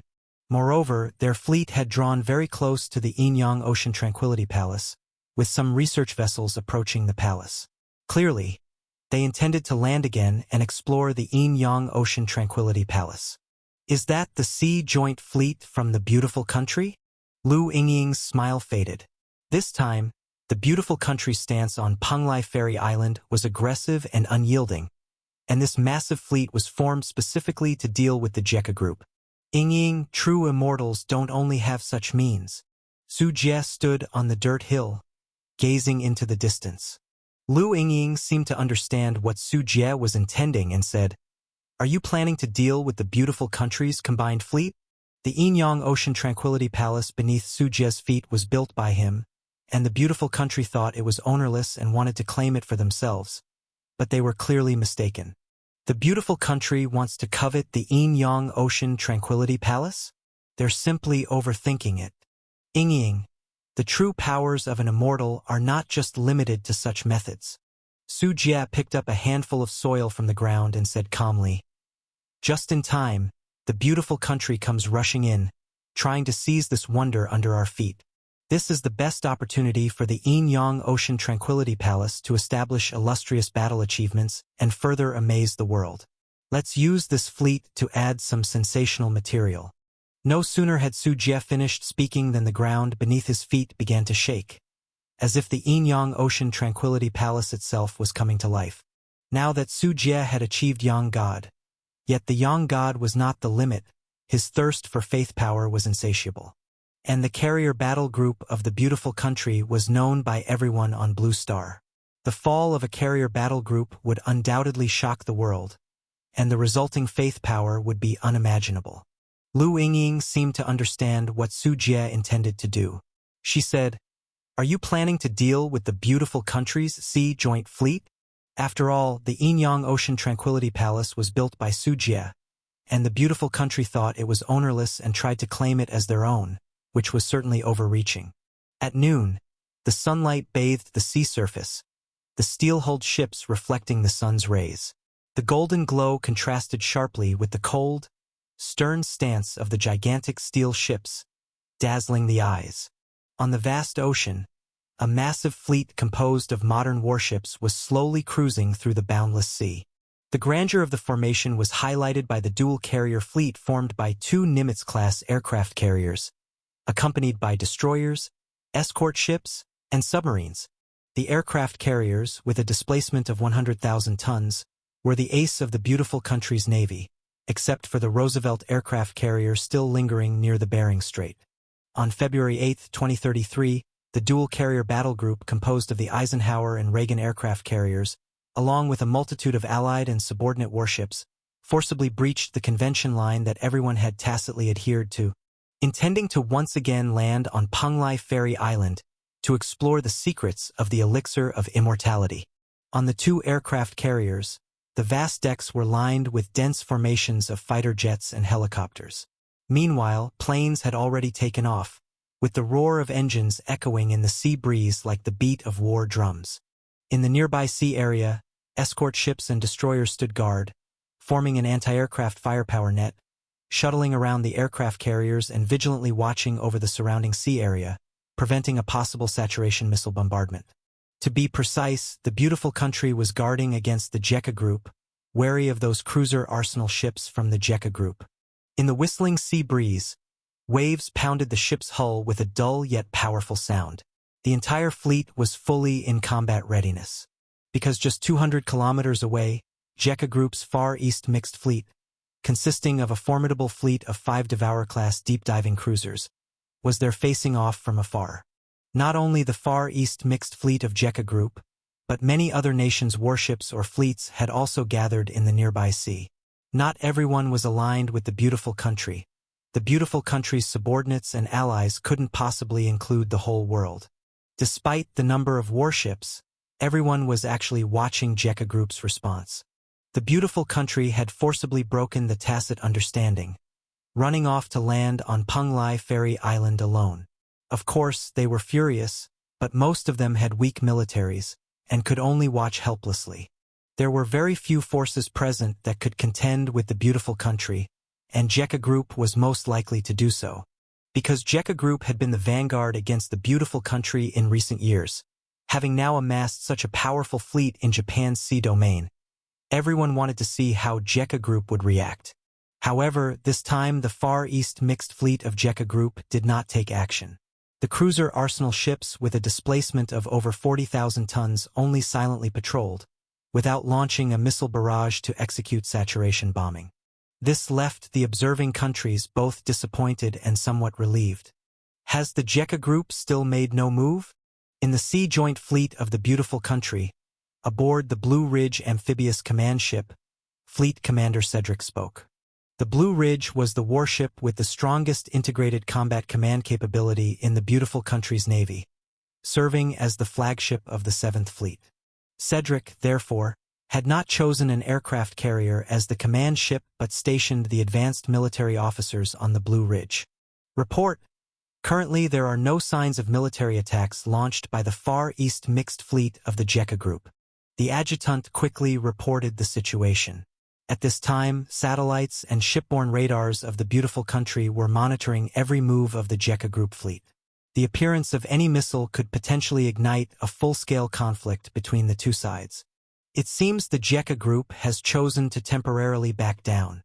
Cedric exhaled slightly, even though he had received authorization from the Black Palace to wage war with the Jekka Group if necessary. However, if this battle could be avoided, it was best not to fight. His main goal was to acquire ownership of Punglai Ferry Island. If the Jekka Group yielded, then this objective could be accomplished smoothly, avoiding a deadly conflict. Logically speaking, with Jekka Group's temperament in the past, they would not have continued to endure at such a time. Yet this time, the Jekka Group indeed made no move, leaving the other small countries observing highly disappointed. They themselves dared not provoke the beautiful country and hoped the Jekka Group would step forward to intercept them. Ideally, the two giants would fight until both were heavily damaged, leaving an opportunity for the small countries. Otherwise, they would never have a chance to land on Punglai Ferry Island. Actually, the Jekka Group was not completely inactive, just not in combat. For Jekka Group had, once again, initiated a global broadcast, live streaming the beautiful country's maritime actions to people around the world. Jekka Group has started broadcasting again. Wow, so many warships. Is that the Sea Joint Fleet assembled by the beautiful country? There's no mistake, this is a satellite and high-altitude reconnaissance drone's joint perspective. The beautiful country seems to be attempting another landing on Punglai Ferry Island. What a grand move! Isn't the beautiful country fearing the Jekka Group? It now appears that the Jekka Group has chickened out. I've always said the beautiful country is the Blue Star Dominator. When actually facing the beautiful country, the Jekka Group ultimately doesn't dare to reveal their sword. The live broadcast barrage rushed past, with viewer numbers skyrocketing. With the previous Punglai Ferry Island appearance, everyone was extremely attentive to this kind of news. Now that the Jekka Group started streaming, everyone immediately called friends and spread the word widely, causing a worldwide uproar. Do they want public opinion to make us retreat? Even the Jekka Group can be so naive. On the Blue Ridge amphibious command ship, after hearing the news of the Jekka Group starting a live broadcast, Cedric sneered contemptuously, as if he had already seen through the Jekka Group's facade. Remembering how the previously domineering Jekka Group softened in front of him this time, Cedric's pride and arrogance surged, as if he had become the hero of the beautiful country resisting the Jekka Group. Pass down the order, have the research team begin action, land on Punglai Immortal Island, and make sure to bring back more this time, Cedric commanded, impatiently coming here this time because back home in the beautiful country, some elites were nearing their end, putting all their hopes on finding treasure medicine and pills to extend their lives. With Cedric's order, hundreds of warships led by the beautiful country began accelerating towards Punglai Immortal Island with 3 specially modified research ships. Due to the storms raging around Punglai Immortal Island recently, these large research ships had been further modified to withstand wind and waves, planning to break through the storm zone of Punglai Immortal Island at lightning speed to deliver researchers there safely. To ensure the success of the plan, before the 3 large research ships approached, several destroyers consecutively fired over a dozen missiles. All these missiles were aimed at Penglai Immortal Island, intending to first blast the outer reef of Penglai Immortal Island with missiles, opening a safe path for the approaching research ships. Otherwise, deploying small boats nearby could be overturned by the huge waves. Prior to missile launches, the Sea Joint Fleet formed by the beautiful country openly broadcasted clear radio signals to prevent misjudgment by the Jekka group, which could lead to a naval battle. Brilliant flares shot out, and white missiles streaked across the sky, soaring through the clouds. The fiery tail emitted by the missiles from the destroyer traced a long arc between sea and sky, separated by tens of nautical miles. For the speed of the missiles, the distance was exceedingly short. The first missile dived from the sky, about to hit an exposed reef on the outer side of Penglai Immortal Island under precise satellite guidance. Boom! However, before the missile truly collided with the reef, it was preemptively detonated mid-air. A black and white colored barrier, like a cover, faintly appeared around Penglai Immortal Island, enveloping the entire island. Boom! Boom! Boom! Boom! Boom! Boom! Following this, the subsequent missiles encountered the same fate. All intercepted by the black and white barrier, the explosion waves and shock front rendered mere ripples on the barrier, nothing significant compared to the vast Penglai Immortal Island. Is this plasma shield technology? Cedric abruptly stood up, watching the live transmission from the front. His expression instantly froze. He never imagined Penglai Immortal Island would possess such high-tech shield technology, clearly not present during the last island landing. Before Cedric could devise a follow-up countermeasure, a dramatic change occurred on Penglai Immortal Island. With vast blue waves, an ancient aura suddenly surged from the deep sea. The seawater began swirling as if a giant beast awakened beneath the waves. In an instant, all of Penglai Immortal Island shuddered, slowly rising from the sea. Surrounding Penglai Immortal Island, for water tornadoes shot up, seawater transformed into lifelike scales and webbed feet, forming 4 giant legs resembling celestial pillars, while the jade towers on the turtle shell, engraved with ancient runes, floated and rotated in the void, emitting dazzling light, and a dragon head-shaped visage emerged in front, akin to a revived sea-suppressing Shen turtle. Around 10,000 meters of sea area, waves surged like an army on the move. Penglai Immortal Island rose from the water, appearing like a moving island, shrouded in mist, as tens of thousands of tons of flowing water transformed into towering waterfalls, creating countless massive whirlpools. Everyone witnessing this scene, whether the naval soldiers from the beautiful country-led fleet or Blue Star viewers watching the live broadcast, had their pupils quaking, mouths agape, entire beings trembling in fear and terror. In front of the awakened Penglai Immortal Island, even the Nimitz-class aircraft carriers with a 10,000-ton displacement appeared insignificantly toy-like. Lord have mercy, what is that? God! This island can even do this. Is it a transformer? Damn, damn, damn. Penglai Immortal Island rocks. I said legendary Immortal Islands aren't so easy to conquer, and those beautiful country folks dared to use missiles, killing me with laughter. Let's see how they wrap this up. Damn beautiful country. What have they provoked? There's immortals residing on that island. How dare they fire missiles recklessly? My child is serving on the Reagan-class aircraft carrier. Who can save my child? Don't let this stupid government harm my kid. So horrifying. This island is incredibly powerful. Thankfully, our ships from the Jekka Group didn't advance. Through the Jekka Group's live broadcast lens, global viewers were overwhelmingly shocked. Regardless of whether they were Hua country viewers familiar with Penglai Immortal Island or those from Western nations unfamiliar with it, at this moment, everyone felt the awe and ruthlessness of mythical legends materializing, an irresistible force against which human-prized warships appeared insignificant. It's over, over. Cedric's face turned pale, lips quivering, regretting his rash missile bombardment on Penglai Immortal Island's reefs, fearing he provoked the island's defensive retaliation. But his regret was already too late. On the Yin-Yang Sea Suppressing Palace, Su Jie spoke with heavenly constitution authoritatively, heavenly might. Rumble. As the words fell, the Yin-Yang Sea Suppressing Palace's dragon head resembling Shen turtle roared upward, Sujie invoking the catastrophic force of the ocean, winds and clouds arose, giant waves like heavenly wrath, sea walls towering, forming an eternal nightmare image for the beautiful country's naval soldiers. On the sea, the beautiful country and its allies' warships were horrified, all soldiers frantically steering in a frenzy, attempting to flee the soon-to-be devoured sea area. Yang God! But in the next second, as Sujie's Yang God transcended, connecting the Tao River, he unleashed the utmost sea suppression power of the Yin Yang Sea Suppressing Palace.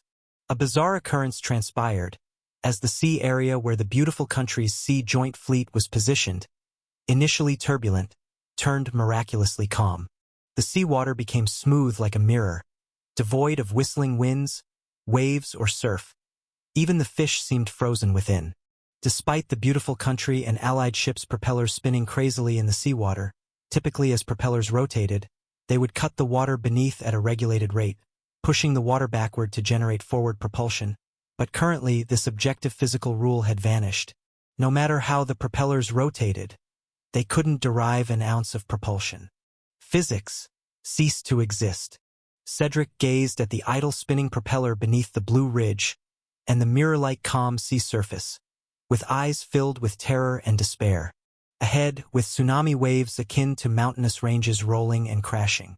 One after another, powerful human warships were mercilessly swallowed by the tsunami, like battered rafts, torn and ripped apart. Previously mighty battleships, faced with this merciless natural force, were fragile as paper. One after another descended into the unfathomable depths, or battered by waves, converted into floating wreckage, including those two Nimitz-class aircraft carriers that the beautiful country esteemed, the Reagan and Eisenhower. They couldn't withstand the overwhelming waves. Gigantic tsunami waves like mountain peaks cascaded down, twisting the 100,000-ton vessels back and forth in the sea. Distorted steel creaked. Countless beautiful country soldiers screamed, following their nation's most formidable warship, sinking into the frigid ocean depths. Above the sea, dark clouds gathered.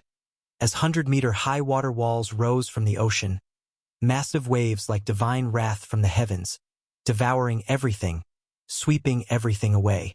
In the face of this unparalleled natural power, hundreds of powerful combat vessels were like fragile paper boats, tossed around, and ultimately swallowed by the gigantic waves.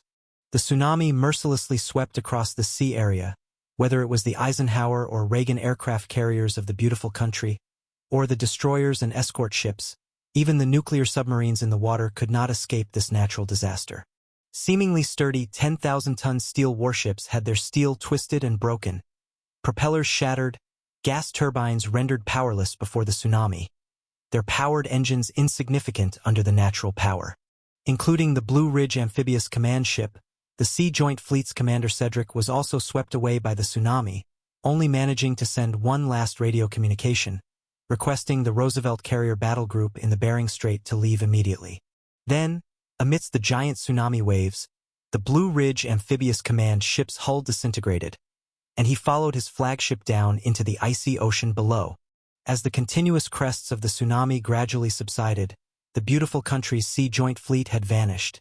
The fleet that could sweep through most countries on the globe, a source of pride for the beautiful country, now only had fragments floating on the waves. On the sea, the waves gently lapped. The ocean restored its original silence, as if the earlier slaughter was nothing more than a disdainful jest by the sea god, as if nothing had happened, and all that disappeared were the steel warships, while the sea remained a deep blue. In the sky, there were a few aircraft taking off from the beautiful country's carriers, witnessing this scene, but could only watch helplessly as their fleet was destroyed in the rolling ocean waves, utterly powerless. With the entire destruction of the beautiful country's Sea Joint Fleet, on the Panglai Ferry Island that was like a sea-suppressing mysterious tortoise, the dragon head of the mysterious tortoise emitted a thunderous roar, seemingly warning of something, and then the phantom gradually dissipated. The Panglai Ferry Island returned to the sea surface, the sea calmed down once more, yet despite the brief appearance, the enraged Panglai Ferry Island directly led to the destruction of the beautiful country's Sea Joint Fleet. Through the live broadcast from the JECA Group, billions of people worldwide witnessed the fall of this powerful fleet.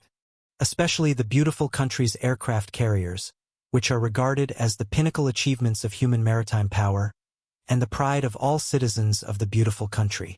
It is these aircraft carrier battle groups they boasted about that allowed the beautiful country to rampage freely across the globe, enforcing its American-style hegemony. Their powerful carrier battle groups, having been displayed and weaponized by the beautiful country over numerous years, have become in the minds of Blue Star's citizens the super weapon ruling the oceans, representing the national image of the beautiful country. But now, both the Eisenhower and the Reagan aircraft carriers have sunk into the cold ocean, leaving the humans of Blue Star in indescribable shock. After the tsunami subsided, the JECA Group's live broadcast room erupted. The beautiful country's carriers have sunk. Both of them have sunk. This is going to be huge. The beautiful country paid the price for their reckless actions, thinking they could be the first to land on Punglai Ferry Island, only to find that they invited the annihilation of their fleet. With a tsunami of such magnitude, not just a human fleet, if it occurred in a coastal city, it could flatten a human metropolis. This is truly an island of immortals. I think their actions surely angered the immortals. I believe there are weather weapons on this island, undoubtedly Atlantis's super ancient weapons. Atlantis my foot. Last time JECA Group's live confirmed. This is the Punglai Ferry Island from Hua Country's mythos. Rejoicing, today the beautiful country's carriers actually sunk. Both at once, haha. Today we must celebrate with a good meal. Fake. Do you have no humanity? So many countries' naval soldiers sacrificed, yet you gloat like this. Why shouldn't I laugh? This is called self-inflicted suffering. Even heaven couldn't stand the beautiful country's domineering ways, and gave them a cold shower with the tsunami. I suggest the beautiful country retaliate with nuclear bombs, blow apart this damn demon island, to avenge my child serving on the Reagan carrier. Now the beautiful country is grievously injured, with the destruction of 2 carrier battle groups. How will they suppress the JECA Group? Not to mention the beautiful country. Other allies following them also suffered heavy losses. In the live broadcast, countless spectators engaged in intense discussion, some elated, some deeply grieved. The once rampant carrier battle groups of the beautiful country were gone in one stroke, a news that shook all of Blue Star, and their mixed emotions towards Punglai Ferry Island transformed into powerful faith power, flowing into the Inyang Sea suppressing palace. At the same time, Su Jie stood by the array spirit steel, sensing the continuous flow of faith power, his face breaking into a pleased smile. This not only broke part of the beautiful country's naval power but also gained a large amount of faith power. As this faith power was absorbed, Su Jie's Yang God strength orderly increased. The Yang God became more solid, growing increasingly aligned with the Tao.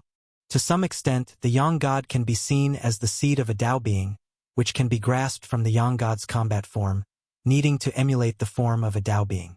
In the cultivation at this level, the goal is to deepen the harmony between the Yang God and the Tao River, allowing one to move the heaven and earth power with every gesture, thus increasing the power of the Dharma form. Every plant and tree in the Inyang Sea suppressing palace seemed to sense this vast and majestic heaven and earth power, with countless spiritual roots swaying their branches and leaves, shining with spiritual power, cheering for Su Jie. Beside him, Lu Yingying stared at Su Jie without blinking, her heart still pounding with excitement, unable to calm down for a long time. Staying by Su Jie's side, she was more aware than the outside world of the reason for the beautiful country's Sea Joint Fleet's destruction. Originally, in Lu Yingying's view, what cultivation could achieve was only releasing sword chi, flying in the air, and extending one's lifespan.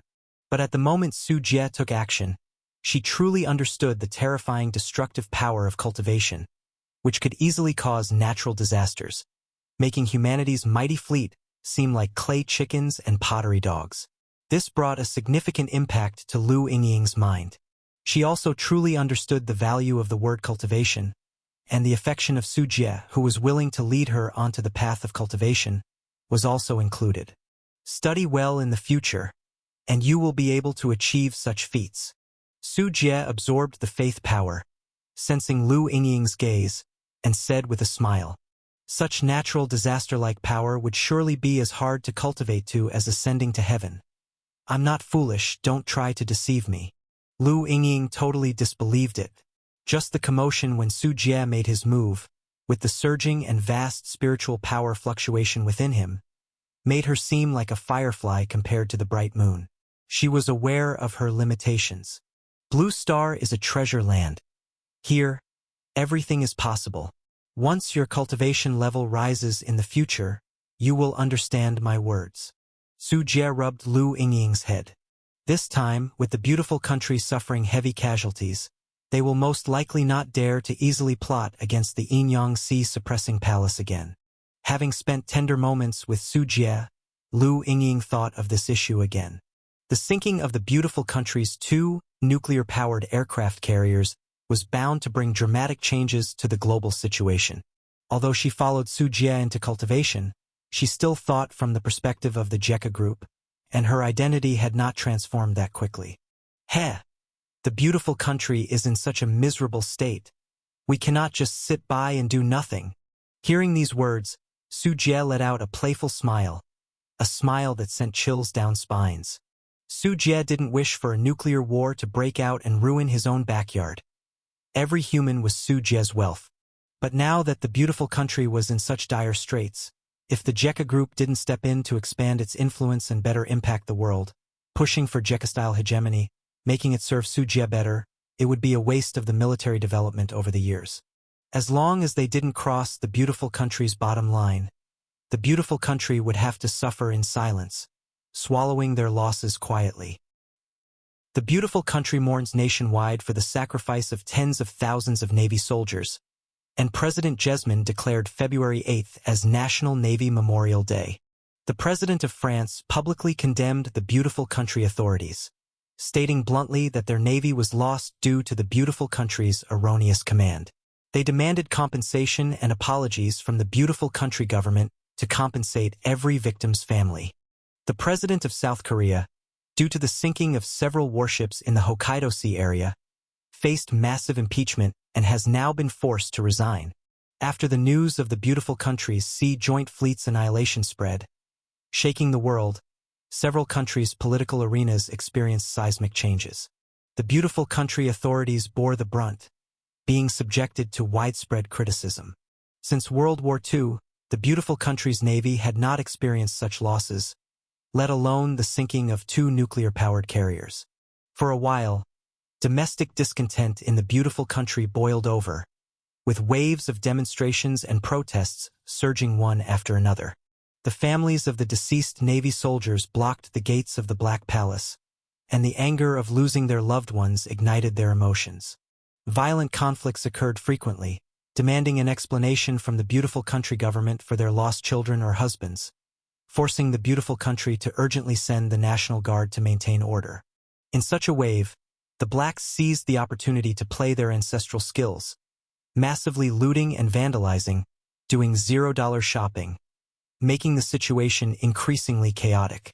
Meanwhile, in the stock market, the beautiful country's stock prices plummeted like mudslide, especially those of the arms companies.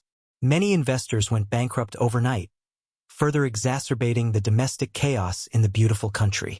In the Black Palace's meeting room, the atmosphere was deathly silent, because even with soundproof materials, the resounding waves of protest could be faintly heard from outside. Jesmin sat upright in her chair. Her gaze was ominous and frightening, staring at Minister of Defense Harman with eyes that seemed to long for tearing him apart. Harman felt his scalp go numb under her gaze, keeping his head down like a student who had done something wrong. He, of course, knew why Jesmin bore such an expression, for he bore significant blame for the sinking of the 2 nuclear-powered carriers.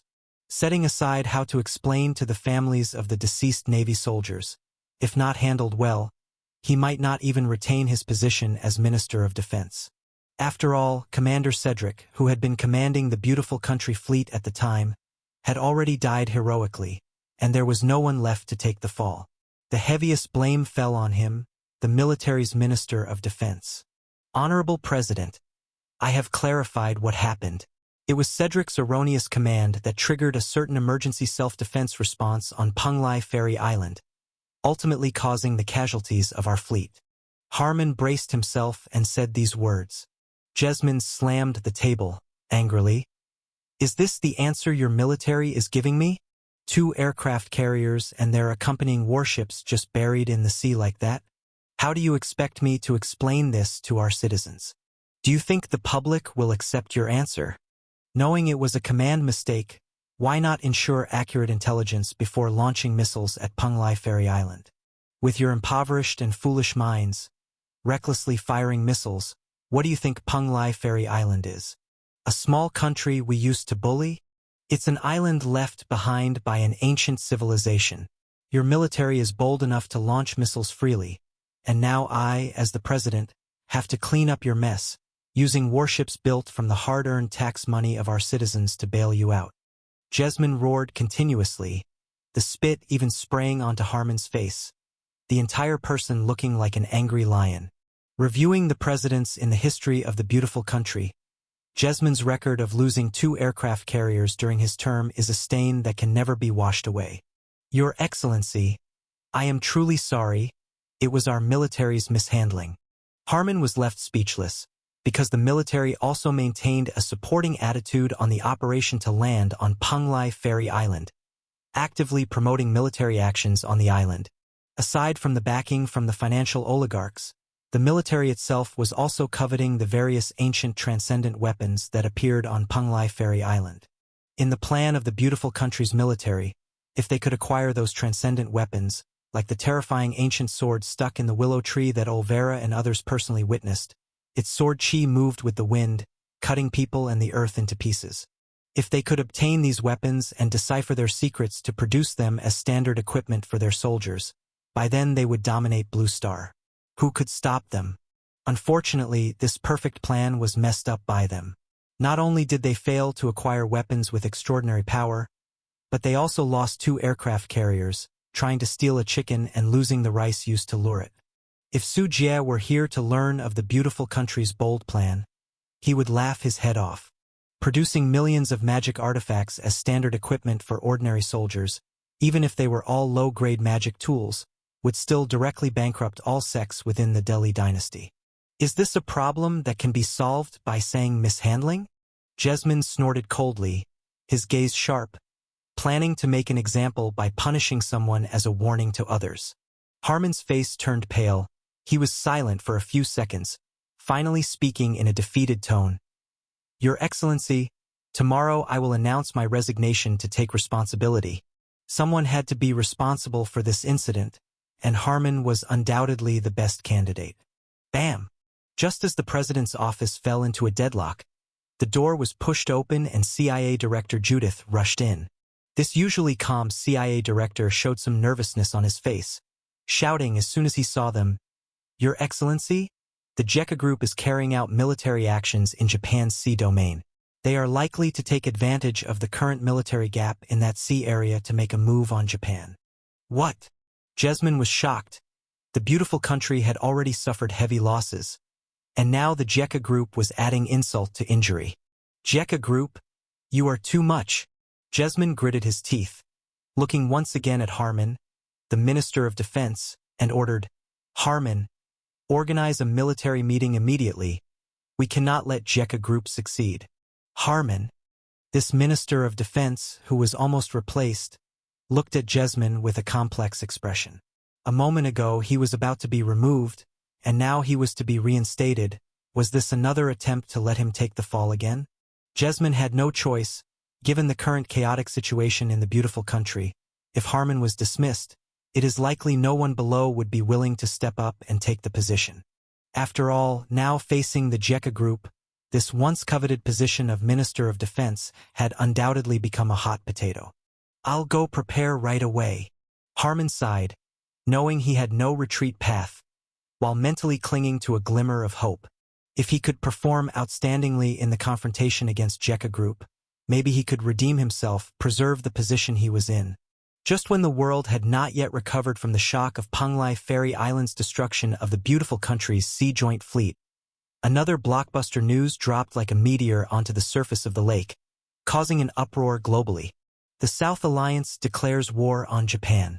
The autocratic government of Japan has long been unilateral, continuously discharging untreated nuclear wastewater into the Pacific Ocean Sea area, poisoning the cradle of life.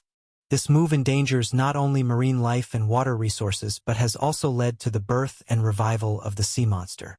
For a long time, the South Alliance has persistently maintained global natural environment safety, disregarding all sacrifices and benefits, aiming to break Japan's malicious act of polluting the oceans, uphold international public law, justice, human welfare, and world peace.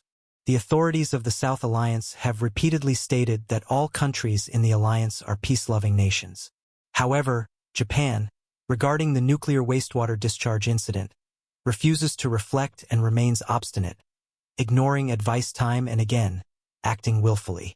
The 14 nations under the South Alliance, as well as friendly countries, have resorted to extreme patience, hoping for its remorse, so the peace of the entire Pacific Ocean can be maintained. Unexpectedly, Japan has a propensity for violence, believing that with the support of the Europe and America government, it can recklessly provoke and expand its pollution activities. It is willing to become the chief culprit in destroying the safety and health of all humankind, gratifying its insatiable ambition. Indeed, every nation that respects trust and righteousness finds this intolerable. The 14 countries of the South Alliance, Chan Country, Siam, Jinla, Lansong, Anan, Johor, Temasek, Jawa, Suman, Luzon, Brunei, East Timor, Assam Country, and the Faha regime, with their leaders gathered in Mande City, under the banner of the South Alliance member countries, jointly drafted a war plan against Japan, hereby officially declaring war on Japan, proclaiming to home and abroad that all treaties, agreements, and contracts involving relations between the South Alliance and Japan are hereby annulled, thus declaring. February 18, 2033. Initiator. The Supreme Leader of the South Alliance, Su Jie. On February 18, the news from the JECA Group shook the world.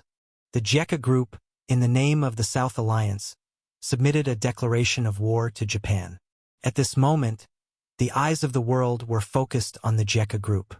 All major countries globally could see that the JECA Group intended to take advantage of the military vacuum in the Asia-Pacific region caused by the sinking of 2 carrier battle groups of the beautiful country, directly targeting Japan, the beautiful country's chief lapdog. Japan's role in the international community is well known. They are the watchdogs Europe and America keep in Asia. The saying goes, "You must look at the owner when you hit the dog." The JECA Group suddenly declared war on Japan, and this impact naturally extends beyond Japan itself, as it is a blatant slap in the face to Japan. Receiving the news, Japan was dumbfounded. They did not expect JECA Group to declare war in the name of marine pollution. No country in the world has ever used environmental destruction as a reason to start a war. JECA Group's choice is so rash, elevating environmental destruction to an exaggerated level. Japan, Nagoya. Nagoya is located in central Honshu Island, Japan, with a population of about 2.2 million. As the industrial center of Japan, its location is also precisely in the middle region of Japan. Following the devastation of Tokyo, the Japanese authorities are on one hand rebuilding Tokyo, but finding it difficult to restore it in a short time. All those surviving Japanese senior officials have decided to temporarily move the political center to Nagoya, relying on Nagoya's industrial and economic strength to continue to maintain control over Japan's regime. To further stabilize the people's minds, even the Japanese emperor and his family have relocated to Nagoya to reside. Although nowadays the emperor in Japan is more of a mascot, the term emperor is deeply ingrained in Japanese culture, and the existence of the emperor's family can somewhat stabilize the minds of the hundreds of millions of Japanese people. In the newly established Prime Minister's Palace in Nagoya City Center, here gathered the high-ranking officials who hold the highest power in Japan, including the Deputy Prime Minister, Finance Minister, Home Affairs Minister, Justice Minister, Foreign Affairs Minister, Education and Science Minister, Health and Labor Minister, and more than a dozen senior officials. The Prime Minister, Shiun Temple Eating, had a face ashen as he looked at the declaration of war document in the hands of the Foreign Minister, delivered just a few minutes ago from the JECA Group, his expression as ugly as could be. Staring intently at the declaration of war document for several minutes, each word on it appeared glaringly repulsive to Shiun Temple Eating, making him feel dizzy and causing his temples to throb. Baka! Jekka Group, you! Shiyun Temple Eating slammed the table and stood up suddenly, cursing in anger. However, because of his agitated state, he felt dizzy and nearly collapsed. Prime Minister! A group of high officials inside the room panicked, scrambling to support their Prime Minister, while notifying the doctors. After taking hypertension medication, Shiyun Temple Eating finally slowly recovered. Prime Minister, you must take care of your health. During this national crisis, we cannot afford to lose a leader like you. Sakura Defense Minister Sugiyama Hideaki let out a sigh of relief. Just now, he thought their Prime Minister was about to meet Amaterasu. In this dire circumstance, if Shiyun Temple Eating were to fall, even just selecting a new Prime Minister would cause a storm, leaving no way to respond to the predatory Jekka Group invasion. I am fine. Shiyun Temple Eating gulped down several sips of water and once again looked at the declaration of war document delivered by the Jekka Group on the table, but could not suppress the rising anger. The Jekka Group, a bunch with wolf-like ambitions, unexpectedly seizing the moment to kick us when we're down. Shiyun Temple Eating gritted his teeth in extreme indignation, realizing that Japan has endured immense suffering in recent days. First, Gashan County fell under the siege of the sea monster. Then Tokyo was obliterated, followed by Osaka City falling into the hands of the Jekka Group. Now, the Jekka Group still won't spare the disaster-stricken Japan. Truly, it's intolerable. I always recognized early on that the Jekka Group was not a good entity, but unfortunately we didn't take more decisive actions during their rise. Now, it has become a significant threat to Japan. We are separated by thousands of miles from the Jekka Group, yet they refuse to let us go. Isn't it just because we sent troops to the Southeast Asia once that they now seek to eliminate us completely? We must call upon the international community to denounce the atrocities of the Jekka Group together. Japan is a sovereign nation, and the Jekka Group's actions amount to naked aggression, condemned worldwide. Many ministers of Japan present were cursing endlessly, deeply empathetic towards the declaration of war by the Jekka Group, fearing the loss of their own authority. Shiyun Temple Eating calmed his mind slightly and looked at the defense minister, Sugiyama Hideaki. What is the current situation of the Jekka Group's military movements? Is there any relevant intelligence? Sugiyama Hideaki, being questioned, explained, Prime Minister, upon learning of the Jekka Group's declaration of war, our military mobilized immediately. According to previous intelligence, a mixed fleet of 5 cruiser arsenal ships from the Jekka Group is still stationed north of the Ryukyu Sea, approximately 1,000 kilometers in a straight line from our Honshu Island, and based on their trajectory, it seems they are headed directly for us. Our fleet is currently stationed in the Hokkaido Sea area, and we've already ordered an urgent turn of our naval forces, while all warships in major military ports are ready for departure after preparations for war, preventing us from being bottled up in ports by the Jekka Group. Shiyun Temple Eating frowned upon hearing this, saying, We are the closest allies with the beautiful country. According to the signed Common Defense Security Treaty, the provisions for joint defense operations state that once Japan is attacked by another country, the beautiful country is obligated to engage jointly. What is the stance of the beautiful country now? Have they established contact with us? Are they going to declare war on the Jekka Group? Shiyun Temple Eating knew very well that they were not a match for the Jekka Group. At this juncture, with the Jekka Group looming to bully them, they could only seek the help of their patron, the beautiful country. It's said that a dog rides the coattails of a powerful owner. Without the backing of the beautiful country, Japan would not dare provoke the Jekka Group. Upon hearing this, some present reacted and hurriedly asked, Isn't there a large garrison of the beautiful country in the Ryukyu Sea area? Have they taken any action? The Ryukyu Islands are a crucial military base in the Western Pacific, with just Okinawa Island, measuring less than 2,000 square kilometers, housing 10 Air Force bases including Kadena, Putien, and Naha. The largest Air Force base, Kadena Base, hosts nearly 100 military aircraft including F-15 Eagle fighters and C-130 transport planes, and the operational radius of warplanes from this base covers 1,000 kilometers. The base also includes barracks, communication facilities, radar systems, and civilian facilities, such as residential areas, cinemas, and schools, extending flexible reconnaissance throughout the Asia-Pacific region. It is among the most crucial Air Force bases with rapid response combat capability for the beautiful country in the Western Pacific Sea area. Given the Air Force bases of the beautiful country in Okinawa and Guam, the JECA Group's Navy is a prestigious target. The beautiful country could totally dispatch a large number of aircraft to use land-based Air Force against the JECA Group's Far East Mixed Fleet with bombings. We have already established contact with the beautiful country's command at the first opportunity. Now, the beautiful country's military is also deliberating. It seems that the senior officials in the beautiful country are just as yet undecided on a specific countermeasure as we are. Sugiyama Hideaki shook his head but then added, although the beautiful country has yet to decide whether to intervene, the alert level has been raised to the highest in every military base after the JECA Group proclaimed war on us. As soon as the beautiful country issues a combat order, jets at every Air Force airport can urgently take off to help us counter the threat from the JECA Group. Furthermore, land army soldiers of the beautiful country stationed on Japan's mainland can assist in pushing off the JECA Group troops landing. What? The beautiful country hasn't declared war on the JECA Group. Are they trying to abandon us? Many ministers of Japan present were full of panic. Their biggest reliance was the beautiful country. And if the beautiful country doesn't intervene, how could they face the JECA Group? It was inevitable for them to panic.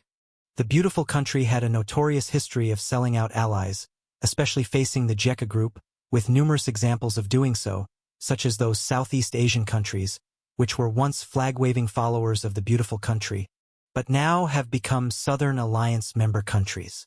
Many countries were betrayed step by step by the beautiful country under appeasement policies. This action certainly avoided direct conflict with the JECA Group, maintaining the beautiful country's status as the world dominator. Yet it led to the ever-strengthening of the JECA Group. Calm down. Things have not yet reached a point of no return. The JECA Group is not an ordinary adversary. It's normal for the beautiful country to have hesitations. But we are different from those poor Southeast Asian countries. We are an indispensable element for the beautiful country in the Far East. Without Japan, the beautiful country would lose its most crucial supporting partner. They surely cannot abandon us. Shiyuan Temple Eating called aloud. His composure slightly stabilized the panic among many high-ranking officials present, giving them a backbone. Prime Minister, please make a decision. These people all looked towards Shiyuan Temple Eating, hoping he would come up with good countermeasures. What we can do now, first of all, is to actively unite all countries on the front of public opinion. We must secure the support of the international community, cement the declaration of war by the JECA Group as an ethnic war invading our country. Meanwhile, recruit more soldiers, and promote the brutal actions of the JECA Group throughout the nation. We need the domestic populace to stand with us, uniting every possible strength. If the JECA Group dares land on our territory, we'd rather shatter 1,000,000 precious stones than allow them to succeed. They must witness our determination to hold fast unto integrity rather than survive as inferior. Next, with regards to the beautiful country, they are our essential source of strength. We must exhaust every effort within the beautiful country's territory to influence the magnates, fomenting a wave of opposition against the JECA Group domestically, thereby impacting policies and compelling their intervention. You can bluntly tell these magnates, no matter how much money they keep, once the JECA Group takes over our Japan, their wealth will be nothing but sheep waiting to be slaughtered under the blade of the JECA Group. Money or life, they will surely understand the choice. Lastly, provoke the opinion within the JECA Group as well, preferably leading them to recklessly attack the military bases of the beautiful country, like our Second World War attack on Pearl Island. At that time, even if the beautiful country doesn't wish to engage, they will be drawn into the conflict. As long as the beautiful country joins the war, we have hope of victory. Japan has a future. Shiyuan Temple Eating laid out his arrangements one by one. Although not exquisitely perfect, given the short amount of time, he exhibited exceptional capability by devising so much. Upon hearing these arrangements, the expressions of one minister after another slowly calmed down on the scene. Gentlemen, the survival of the empire hinges on a thread. It's all up to everyone. Lastly, Shiyuan Temple eating bowed. Chan Country, located on the side of Mangjia Bay in the deep mountains. An enormous underground base is situated in a recessed area near the shore. Beneath the surface, the area here is beyond imagination for people. The massive mountain is almost hollowed out, with engineering machines built on the Spider main battle mecha chassis coming and going, either lifting, welding, or transporting. There are underground railway tracks and a spectacular road network connecting the outside world, directly reaching several of JECA Group's heavy industrial bases, providing a continuous supply of material to this secret base. On February 19th, just the day after JECA Group declared war on Japan, a train slowly enters this underground base. Once the train stops, what comes down first are the second-generation biological Spider and a full 4 teams of second-generation Sacred Blood Gene warriors. They form a dense forest of steel, like an impenetrable wall, attracting curious glances from the busy workers and engineers around. Until a man walks out, this underground base instantly boils with excitement, and the engineers finally understand why such a big formation appeared. Supreme Leader. The Supreme Leader is here.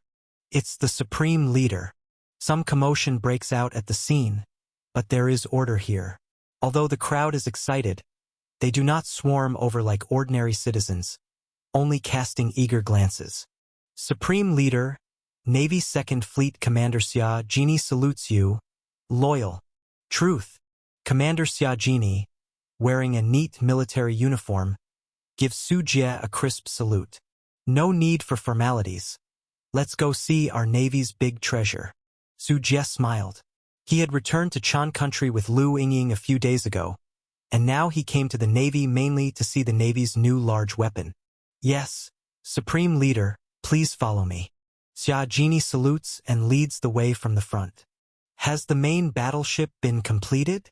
Lu Yingying follows behind Su Jie, her eyes filled with curiosity. Although she embarked on cultivation with Su Jie, she knows that JECA Group is fundamental. She also knows that JECA Group's Navy has been investing in creating a flagship warship for naval battles.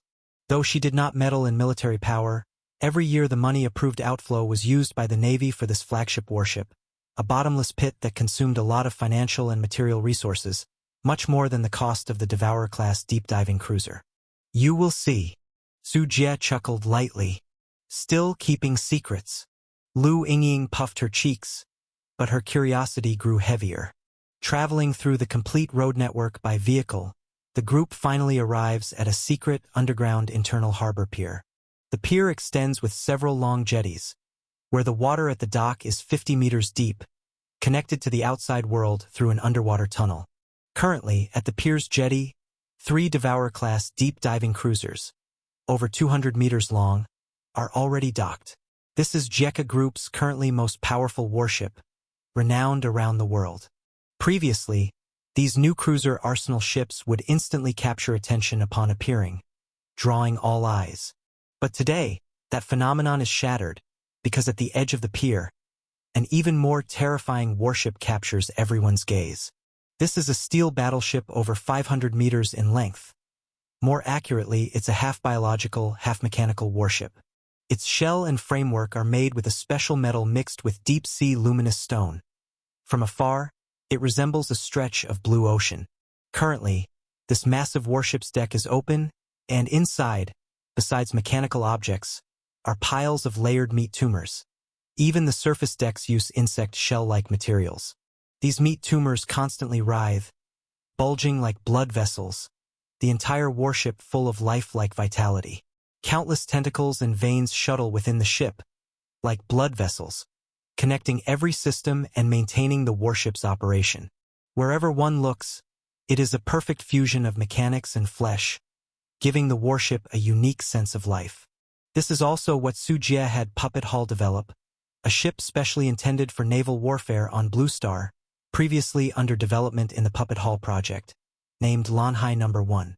While the main structure of this warship had long been completed, as Su Jie's power rapidly advanced, he plundered a vast amount of resources from the righteous sect outside, allowing steadily affluent Su Jie to continuously invest more funds, causing Lanhai No. 1 to be upgraded time and again, delaying its construction progress.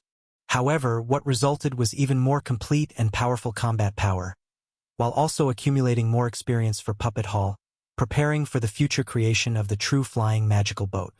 The current Lanhai No. 1 is the true finished product, with the main construction completed by Puppet Hall in Tianyuan World, followed by modernization modifications and sea trials completed by JECA Group. Please take a look, Supreme Leader. This is our JECA Group's mightiest naval ace, the destroyer-class battleship. This is the lead ship, Yuan Shou. The ship's length is 541.1 meters, ship width 79.6 meters, standard displacement 17,000 tons, full load displacement 205,000 tons. Using Spirit liquid heavy oil as fuel, equipped with 16 T8G type pressurized water heavy Spirit reactors, capable of operating both online and offline, with a crew of 800 people, including 55 genetic warriors to operate the combat and navigation systems. The destroyer battleship's main body is constructed with biological insect shell armor. In addition to conventional weapon systems, it also has a powerful biological ship artillery strike, armed with 9 triple-mounted 600mm caliber naval guns, capable of delivering devastating blows, annihilating all enemies. As Xia Jini explained, Lu Yingying slightly opened her mouth in awe. This battleship, stronger than the Devourer-class cruiser? Hearing this, Su Jie couldn't help but laugh. He patted Lu Yingying's little head and said, "Haha, the Devourer-class cruiser was built as an escort for it, just like the relationship between an aircraft carrier and a destroyer. Which do you think is stronger?" "What?" Lu Yingying was stunned. The Devourer-class cruiser was already strong enough, but it turned out to be just an escort for this battleship in front of her. Heh! This will be enough for the beautiful country's carrier fleet to drink a cup of tea. Su Jie admired the giant in front of him, the current crowning achievement of Puppet Hall and the JECA Group. Su Jie had high hopes for it. With such a naval weapon, even if Su Jie went to Tianyuan World in the future, it could still replace him guarding the JECA Group. Launch it! Su Jie's eyes were deep. The battlefield before him suited the debut of this powerful battleship, named in his honor, snatching away the beautiful country's carrier's glory at sea. Pacific Ocean. The Roosevelt Carrier Battle Group cruised through the cold ocean, the bow cutting through layers of white waves. The enormous hull lay like a mountain across the ocean. On the flat, wide deck, formidable carrier-based aircraft were poised for takeoff to execute combat missions. Accompanied by multiple escort ships, cruisers, destroyers, and various auxiliary vessels, the Carrier Battle Group was like a mobile military fortress, with an operational radius of up to 2,000 kilometers. Take the Roosevelt Carrier Battle Group, for example. Due to the potential confrontation with the JECA Group, the beautiful country was equipped with an unprecedented powerful escort fleet, including 1 Ticonderoga-class missile cruiser, the Bunker Hill, and as many as 5 Arleigh Burke-class destroyers, Russell, Paul Hamilton, Pinckney, Kidd, and Rafael Peralta, belonging to the 23rd Destroyer Squadron. And the strength of the Roosevelt Carrier Battle Group did not stop there, as it also included a large number of warships from Japan, South Korea, and the Great British Empire. Japan's fleet sent out 4 Type II helicopter carriers, 24 destroyers, 15 escort ships, 6 conventional submarines, and 5 supply ships. Basically, the whole family was here. South Korea also dispatched 8 escort and destroyer vessels, while the Great British Empire had only 2 destroyers, but they sent their most important Elizabeth-class carrier with a displacement of 65,000 tons, making it the second largest power in the fleet group, apart from the Roosevelt carrier. The total tonnage of the entire Roosevelt Carrier Battle Group reached an astounding 750,000 tons, a force capable of dominating the ocean, comparable in strength to the group that included the Reagan-class carrier and Eisenhower carrier, which had suppressed the Inyang Sea suppressing palace. Originally serving as a backup force, the Roosevelt Carrier Battle Group avoided the Great Tsunami over Hokkaido. However, now the problem before them could involve facing an equally formidable opponent. Also, satellite reconnaissance detected the JECA Group's movements. Their Far East mixed fleet appeared at latitude and longitude 144.589, 25.044, but in the enemy fleet, only 2 cruiser arsenal ships have been found, while the other 3 cruiser arsenal ships are missing. In the Roosevelt carrier's command room, Sigismund Fleck, the commander of the Roosevelt Carrier Battle Group, looked at the sea chart and listened to the latest situation report, frowning tightly and said, "The disappearance of the 3 cruiser arsenal ships likely means they have submerged. Perhaps the enemy has also discovered our traces and is now approaching us underwater. Order all destroyers and escort ships to closely detect any underwater noise, and let sonar capture any unusual sounds." Staff Officer Randall Love added from the side, "The JECA Group's Far East Mixed Fleet is approximately 1,200 kilometers away from us. This distance is within the combat radius of our carrier-based aircraft. Should we strike first and dispatch a batch of carrier-based aircraft to take down the JECA Group's Far East Mixed Fleet? The homeland hasn't given me a definitive combat order. Those Congress lords are still debating whether to go to war with the JECA Group." Sigismund shook his head, his facial expression resembling a mask of pain. As a soldier, this was the kind of situation he least wanted to encounter. The JECA Group's Navy fleet had already posed a threat, yet the homeland had not declared war on the JECA Group, rendering him unable to attack proactively and placing him in a very passive position. Hearing this, Randall said in a deep voice, "At this juncture, since we are reluctant to go to war with the JECA Group, we should detach from Japan's fleet. Otherwise, the JECA Group will only think of us as being in cahoots with them." Sigismund waved his hand, explaining, "The homeland won't agree to that. I know what those Congress lords are thinking. They neither want to give up Japan, which they consider a faithful ally, nor do they want a direct confrontation with the JECA Group. Isn't this a typical case of having your cake and eating it too? We've already lost 2 carrier battle groups. There's no way the JECA Group would retreat so easily. If they were that timid, they wouldn't have declared war on Japan in the first place." Randall was speechless upon hearing this. Isn't this a typical case of having your cake and eating it too? They want the benefits without any risk at all. Those Congress lords can talk the talk, but the soldiers fighting on the front lines have to face the danger of the JECA Group while wearing shackles, with any carelessness leading to the complete annihilation of their forces. That's why there's sometimes a benefit to dictatorship. With the JECA Group's top-down approach, when their supreme leader gives an order, the entire military is of one mind, unlike us where the procedural framework is so restrictive. Sigismund let out a sigh, knowing such words could only be spoken among his own people. The two were still discussing when suddenly a messenger rushed in urgently, saying nervously, "Commander, the latest from the Operation Command. Half an hour ago, the JECA Group dispatched Lwanyang Airspace strategic bombers to carry out air raids on multiple locations in Japan." Sigismund's face twitched upon hearing this, and he quickly asked, "What about the JECA Group's Far East Mixed Fleet?" The air raids by the JECA Group on Japan were expected. Those Lwanyang Airspace strategic bombers had made their debut during the U-Thai Country War, decimating most of U-Thai country's military capabilities. The JECA Group, possessing such a massive airstrike capability, could not possibly refrain from using it. Even the beautiful country fleet was on guard against these large, high-altitude supersonic bombers. Their course has changed. They are now maneuvering toward the Japan main island direction. Meanwhile, our intelligence has detected that the JECA Group's homeland has dispatched another fleet, primarily composed of transport ships and supply ships. This isn't good. The JECA Group plans to launch a ground invasion. We need to stop them. They plan to open a land battlefield. We must protect Japan's mainland from falling into the hands of the JECA Group," Sigismund said with a heavy heart. Randall heard this and sighed. At this point, the two exchanged glances and saw the bitterness in each other's eyes. They're not against a war with the JECA Group. After all, they have nothing to gain if the Japan mainland falls into the hands of the JECA Group. To say the least, they've never fought such an awkward war before. In the past, their beautiful country ran rampant across Blue Star, fighting whoever they wished, accusing anyone they wanted of possessing weapons of mass destruction, even if it was just washing powder. Back then, the beautiful country was extremely shining and powerful, truly a world dominator. Now, at this moment, the very same beautiful country was forced to tread lightly, even against primal powers like the JECA Group's navy. The actions of the JECA Group were not concealed, and the beautiful country quickly took measures. In the Pacific Ocean, The beautiful country has multiple military bases on islands located at strategic points.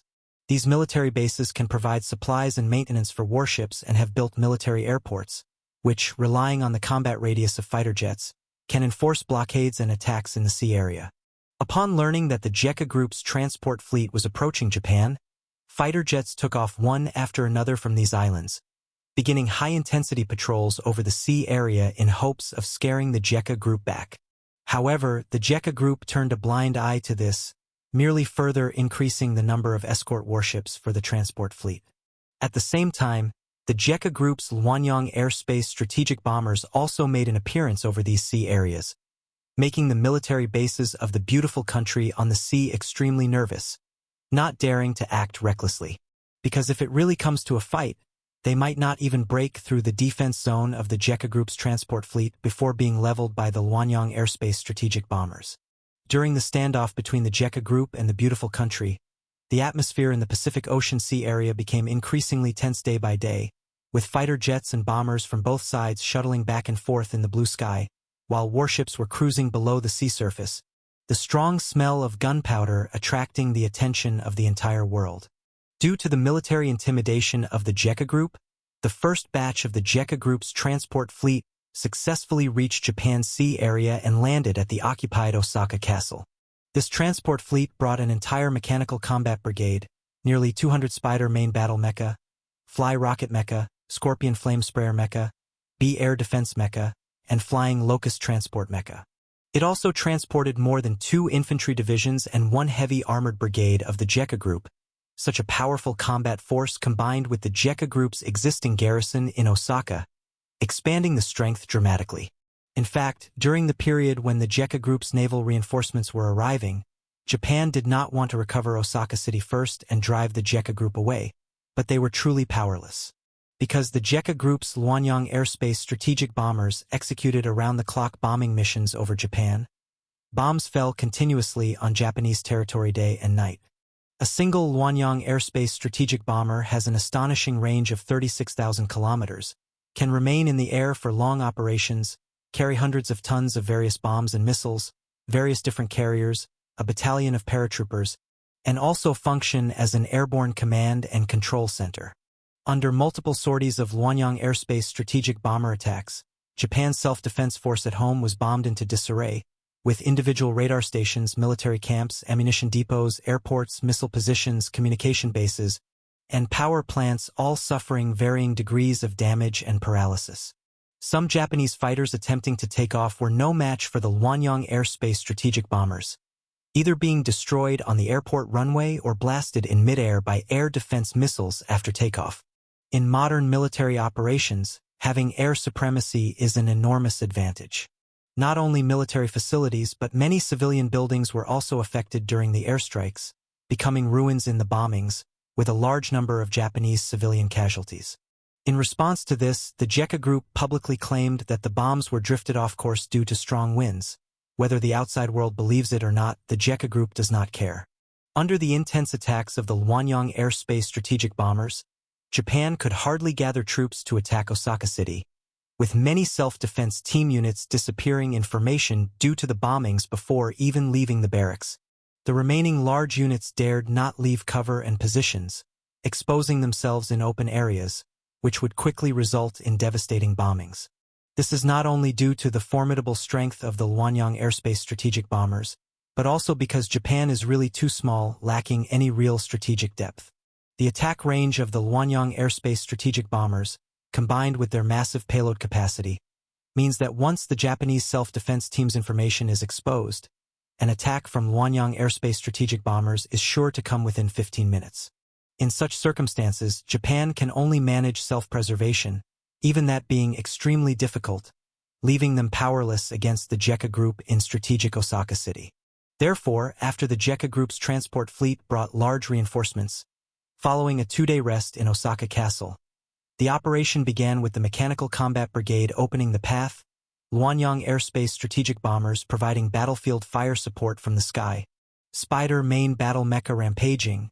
The Japanese self-defense team soldiers encountering them were almost all instantly routed. Kyoto City, historically known as Pingon City, is located in the western part of Japan, an inland city, and the eighth largest urban population in Japan.